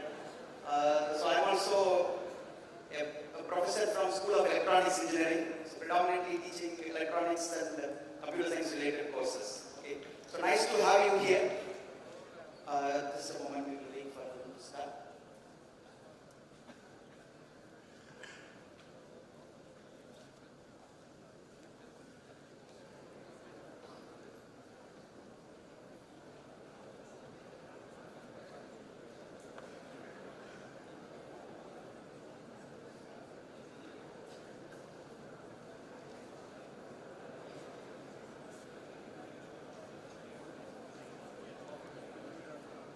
No problem, I will go with my presentation. Okay. See, we are here to address the students' issues. Okay. Mainly, right, we will categorize the challenges faced by students into two things. One is academics, second is non-academics. See, what is academics, right? You have been through the process, right? By the former Dean of Academics, Dr. Naimullah Khan, and now the examination procedure was explained to you in detail. Okay. See, no wonder, right? You know what is the most hated nation in the world? Examination, right? But obviously, right, we don't have any second choice, we have to go through that, okay? So all this comes under academics things. Anything, any doubt, any challenge you face through your, for your courses, exams, everything, right, comes under academics. All other things, right, you are coming by bus-based issues. Or you have some ground, some challenges you face. You go to the gym, something is not working ground, you have some issues, right, you can bring it. Those will come under non-academic things. For academic issues, right, let us keep it this way. First person to contact is your proctor. Okay? Your proctor is the first person to contact, and the proctor's exercise starts today afternoon in the proctor meeting. You all know your proctor meeting venue, right? Right. Right. You will be meeting your proctor. Proctor is the second parent for you. Okay? First parent in campus and second parent overall. Okay? So you will be taking care of everything. So today you meet him, right? So that will be the first step. He will be the first person. Next person in academic related issues is your HOD, head of the department. Okay, ECE, right, programs, and each program will have a HOD, right? So your HOD will be getting to know during your school level induction program. So that time, right? So he's the next person. Then the Dean of School of Electronics Engineering. Okay, by school I mean School of Electronics Engineering, under which these three branches are coming. So you will be referred to the Dean next. Then the Dean Academics. Okay, right. So next for the non-academic issues, right? It will be through your proctor, again proctor, because I told, right, proctor is the first go-to person for each of you. So then the Assistant Director of Student Welfare. Okay, in Student Welfare Office, right, the doors of Student Welfare Office are open round the clock for you, right? There will be multiple portfolios, you can approach our office anytime. There will be, right, one assistant director to address every issue. So you have to come there and approach the assistant director for that problem, then the director SW, you can come to me, right? I will be responsible for ensuring, right, your issue gets resolved. Okay, for everything, right, that I did not end the arrow because there are still higher officials, right? So we will get it done. See, overall, right, whatever we are taking care. Today morning, right, during our Pro-Vice Chancellor's presentation, he was telling about 133 clubs. We have 133 clubs and still counting, right? Right. The clubs can be a technical club, right? There can be a social club, it can be a recreational club, it can be a literary association. We have representation from all states here. Today during our main ceremony, guest of honor was telling she played a role in establishing this IEEE society. So that comes under the technical clubs. Okay? Then recreational clubs like dance, music, etc. Then NSS, NCC, Red Ribbon Club, YRC, right? These clubs are come under social clubs, right? Then we have Tamil Literary Association, like Malayalam Literary Association, Telugu Literary Association. We have representation for every state, okay? We have 2 flagship events. I will come to the flagship events later. The 2 flagship events are Techno VIT and Vibrance, okay? In addition to that, every state's festival is celebrated in our campus. In addition to the festivals of national importance, we also celebrate the all states festival. For example, you take our Pongal, right? Deepavali, right? Ugadi, Onam, right? Then Garba Night. Garba Night is one of the most celebrated festival here. We have Lori, we have Dasara, right? Chat Puja for people from Bihar, right? So these festivals are celebrated with the same fervor, okay, as it is celebrated in each of your states. Okay? And one more objective of doing that here is not just to entertain the students from that particular state, this is for everyone because we are all VITs. Okay? We have pan-India presence in our campus. Okay? So then comes the healthcare system, right, which we will take care of mental and physical health. Then the proctoring exercise, which is going to start today. Okay? Then the most important thing is the discipline. Okay? The discipline will be taken care by the student welfare. Okay? We are student welfare, so we are here. We are not here to dress code you. We are not here to punish you, but we are here to correct you. Okay? So morning, right, when Pro-Vice Chancellor was talking, he was telling, right, to the parents, appealing to the parents, right, we will do it together, right? So therefore, right, regarding curriculum, see, in the modern day, right, most of the school education, right, they are making the parents teach the subjects. Right? Nowadays it has turned opposite. Parents are teaching subjects and students in school discipline is taught.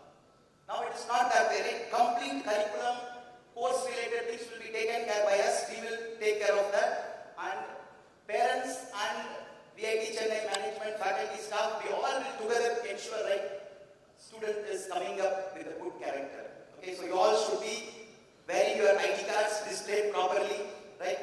Right. ID card is for here, not displaying in the pockets kind of thing. Okay, that's just a sample, right? Even if someone else is doing, right, you don't get that habit. Okay, right? So always, right, build your character. That is always a good thing. So never let anyone comment on your dress code or on any of your activities inside campus. Okay, right? So next is we also take care of the sports. In addition to this, bus facilities and cafeterias also comes under the Office of Students Welfare. Right? So I was telling you about the fest, right? Technical fest. You could see, right, this technical fest, Techno VIT, comes during the month of September, October every year. So we will focus on the green campus, AI related, interdisciplinary things. Okay, we will have a lot of workshops and other hackathons competitions attached to this Techno VIT event. I was mentioning flagship events, right? In what way flagship events are different from the other events? The other events, right, will be celebrated as per the calendar and classes will also be going. Maybe in the evenings we will be having the festivals. But during Techno 80 days and Vibrance days, right? It will be like 3 days of Techno 80, 4 days of Vibrance, right? There will not be any classes, only you will be spending your entire time in the fest. In the previous 2 batches, right, people were excited and they were clapping. Right? So I think you are more focused. If you don't want arguments, no problem. For electronic schooling and scheduled classes on those days. Right? Right? Okay. Right? The objective is, right, the fest has a motive and we want you to align with the motive. Okay? Then in Vibrance, right? So Vibrance is our 4 days cultural extravaganza. This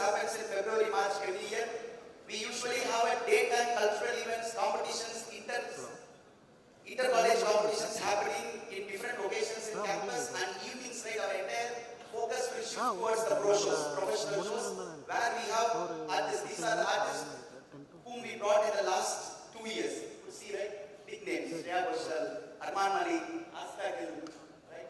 And we have also like Devi Sri Prasad and Satish Sri Gopal kind of people, right? So, right, we just don't decide on our own, right? We circulate a form and students give a poll. Based on that, right, we will try to accommodate the guests. Okay, so because it is every fest in VIT is by the students, for the students, and of the students.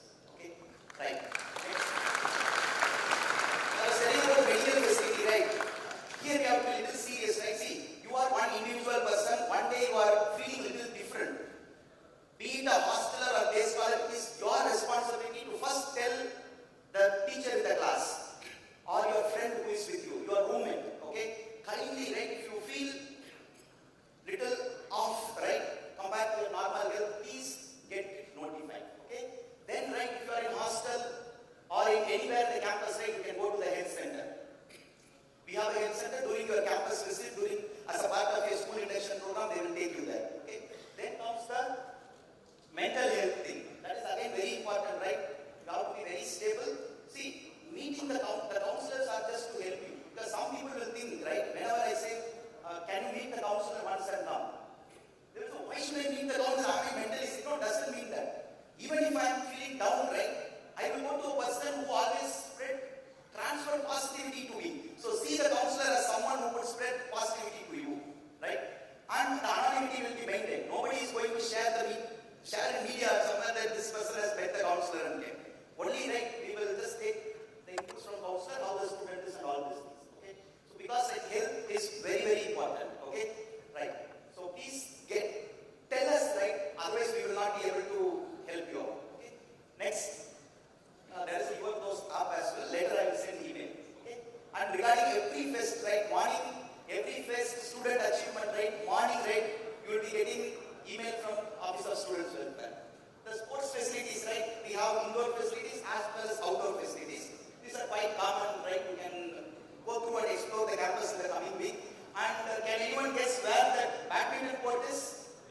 Yes, very good. This is a dual purpose, right, auditorium, right. Within 15 minutes, our dynamic housekeeping force will convert this auditorium into a badminton courts. Not one, there are 4 courts we have. And there is also a facility for converting this to a basketball court as well, right? So because, right, we have so many things to accommodate. We will have in a week, right, we will have on Monday, Wednesday, Friday, we will have some gathering kind of thing. On Tuesday and Thursday, we will have badminton tournaments here. So that is how we dynamically adapt to the situation. That is how you should also balance your academics and sports and all those things. This is the outdoor things. And then, right, it is very important what we do to us today and what we are going to us and others tomorrow, right? We should always keep this in mind. We should see sustainability is very important. Okay, so always, right, we focus on we should do something to the society. So always we maintain the campus, right, clean. We keep planting the trees often in campus. We do we are plastic-free campus, and we do a proper waste management strategies, and we have solar panels on the top floors, right? So we'll try to come. Even if you have some suggestions on this green campus, or if you see wherever, right, something is too much exploited, you have suggestions, feel free to write an email to us. There is a separate sustainability committee in the campus, and there is also a student sustainability development cell. You can also be a part of the cell. There will be an email coming from me. Okay, I will circulate as director of student welfare. I will be circulating an email to all of us to join the SSDG. Okay. Next, last slide and very important slide. It is the representation. See, a student will not tell everything directly to a professor, not to the parent, or to the higher management, or to his friends, anyone. But right, because friends can't understand everything regarding your courses or something. Friends in the sense, I mean people who are not a part of your course. So in every program, there will be every year, which means BTech, ECE means first year, second year, third year, fourth year. In every year, there will be program representatives, one boy and one girl, program representatives. Anything related to your academic things or non-academic things, you can tell them, they will represent to us. Right? This happens program-wise. Okay? Then, mostly, right, program representatives will be reporting to their HODs.